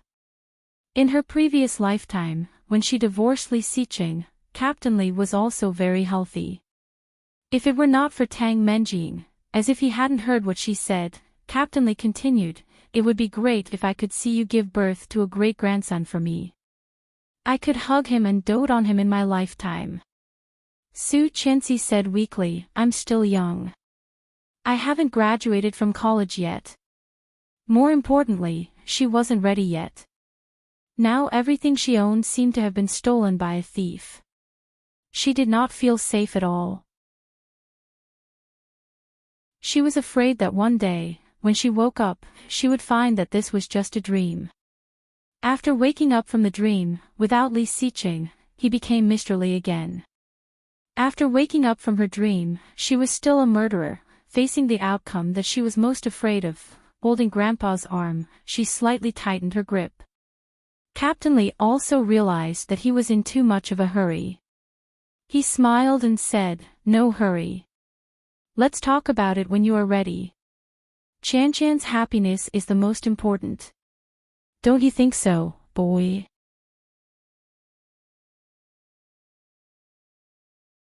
Chapter 288. Li Xiqing nodded and looked at his watch. "It's 9 o'clock. Let's go back." "Yeah, let's go back. I'm getting old, and I'm tired after walking for a while." On the way back, Captain Li and Li Xiqing talked about the wedding again, from the design of the venue to the chef at the time, no matter how big or small. Su Qianxi listened to them, like an outsider, and was dumbfounded. There were so many things that she really did not understand. It turned out that there were so many things to pay attention to and prepare for at the wedding. However, the main character of this wedding seemed to be herself. Back home, Su Qianxi found that she was not as resistant to contact with him as she was last night. Clearly aware of her change, Su Qianxi looked up at the sky helplessly. Women, they really changed faster than the weather. After the shower, she found Li Xiqing was still working in the study. She sighed and suddenly felt sorry for him. Li Xiqing's hard work was not something she could understand. Although Li Xiqing's starting point was higher than many people because of Captain Li's name, there were very few people in Kingstown or even the whole country who could grow a company to this level in just a few years. Su Qianxi remembered that 1 year in her previous lifetime, a magazine made an inventory of the fastest-growing companies in China, and Li's company ranked first. Not long after that, the list of the most valuable men in China under the age of 30 was made, and Li Xiqing ranked first. Then, it was the list of the most expensive men in China, and Li Xiqing was still first. Curling her lips, Su Qianxi felt a bit proud. Sitting on the bed with a pillow in her arms, Su Qianxi thought of what he said today about the wedding and the honeymoon. What should I do? Su Qianxi felt she was so happy that it was unreal. Lying on the bed with a pillow in her arms, she rolled over comfortably. All she could think of was how he looked when he ate her leftovers and when he snatched fruit from her. Don't think about it, don't think about it. Covering her face with a pillow, Su Qianxi kicked her legs. Too easy to satisfy. Happiness will fly away. Seeing her covering her face and talking to herself, Li Xiqing couldn't help smiling. He quietly went over, put his big hand around her waist, leaned over, and whispered, "It won't." Su Qianxi's body became stiff, and then she felt embarrassed. He couldn't have heard it, right? Boo-hoo. What should I do? The cancer of embarrassment is acting up. Covering her face with the pillow, she felt hot all over. Li Xiqing took her pillow away and said in amusement, "Do you want to suffocate yourself?" Su Qianxi felt too ashamed to see anyone, covering her face and turning around. Li Xiqing couldn't help smiling and said, "I'm going to take a shower." "Ah, take a bath, take a bath." Su Qianxi's heart was pounding, and she hid under the blanket. Why did he have to tell her?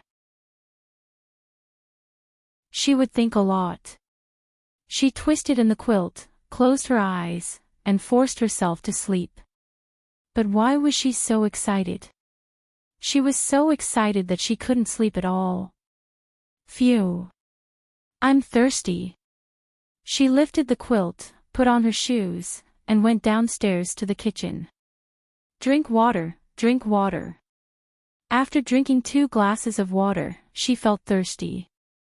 When she was drinking the 3rd glass, the phone in the living room rang. Dragging her slippers, she walked over and saw that the number was from the old house.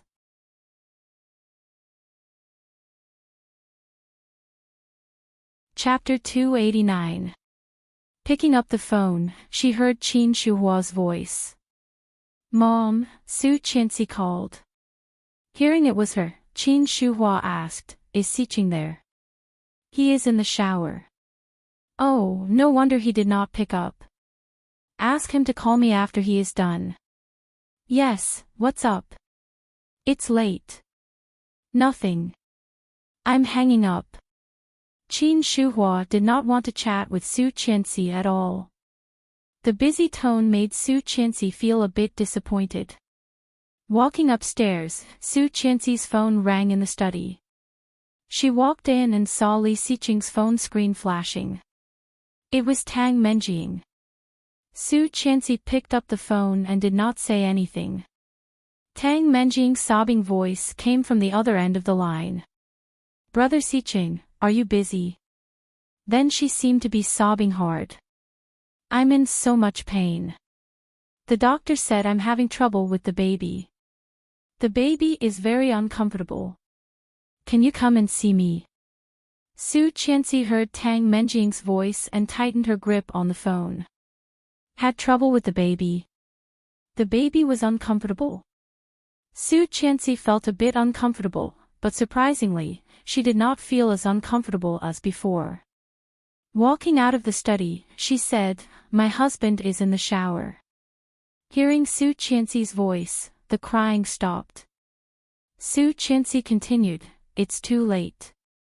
We are going to bed. Is there anything else?" There was no sound from Tang Menjing's side, so she hung up the phone. Su Qianxi pouted and opened the door. Li Siqing had just come out of the bathroom. There was only a white bath towel on him. His short curly hair was dripping water down his tanned skin. Su Qianxi blushed and looked away, deliberately not looking at him. No matter how many times she looked at his body, she could not help blushing. When he was about to speak, he glanced at the phone in her hand. Raising an eyebrow, he walked past her, closed the door, and locked it. Then he came over and hugged her from behind. Su Qianxi felt the heat on her back and blushed even more. Twisting her shoulders, she said, "Dry your hair first. It's wet." Not only did he not move away, but he also burrowed his head into her neck. Glancing at the phone in her hand, he said, "Are you checking on me?" "Not at all." Su Qianxi felt a bit uncomfortable when he crawled over, so she pushed him away and said, "I just took a call." "Yes, and then?" she said. Before he could finish, the phone in his hand vibrated. It was a call from the old house. "Mom seems to be looking for you." Taking the phone from Su Qianxi's hand, Li Siqing turned it on speaker without hesitation. Qin Shuhua's voice immediately sounded, "Hello, Siqing." "Yes. I have something to tell you." "Is Qianxi here?" He glanced at her. "What is it that you need to tell her?" "It's nothing much. I'm just worried that she'll be unhappy." "What is it?" "Tang Menjing went shopping with me today and was scared by a hooligan. Her baby is in danger. Can you come and see her?" Su Qianxi panicked and looked at Li Siqing. Li Siqing's eyes were even colder, and his voice was a bit sarcastic. "What does it have to do with me? You can't say that. After all, that child was very likely to be his." You're tuning into the LoveLore Library YouTube channel. We're so grateful for your support, and don't forget to subscribe to join us on this incredible journey through captivating stories. Your generosity through donations truly makes a world of difference, as it's the primary source of revenue that allows me to expand and enhance this channel for you. Thank you from the bottom of my heart for being a part of this adventure.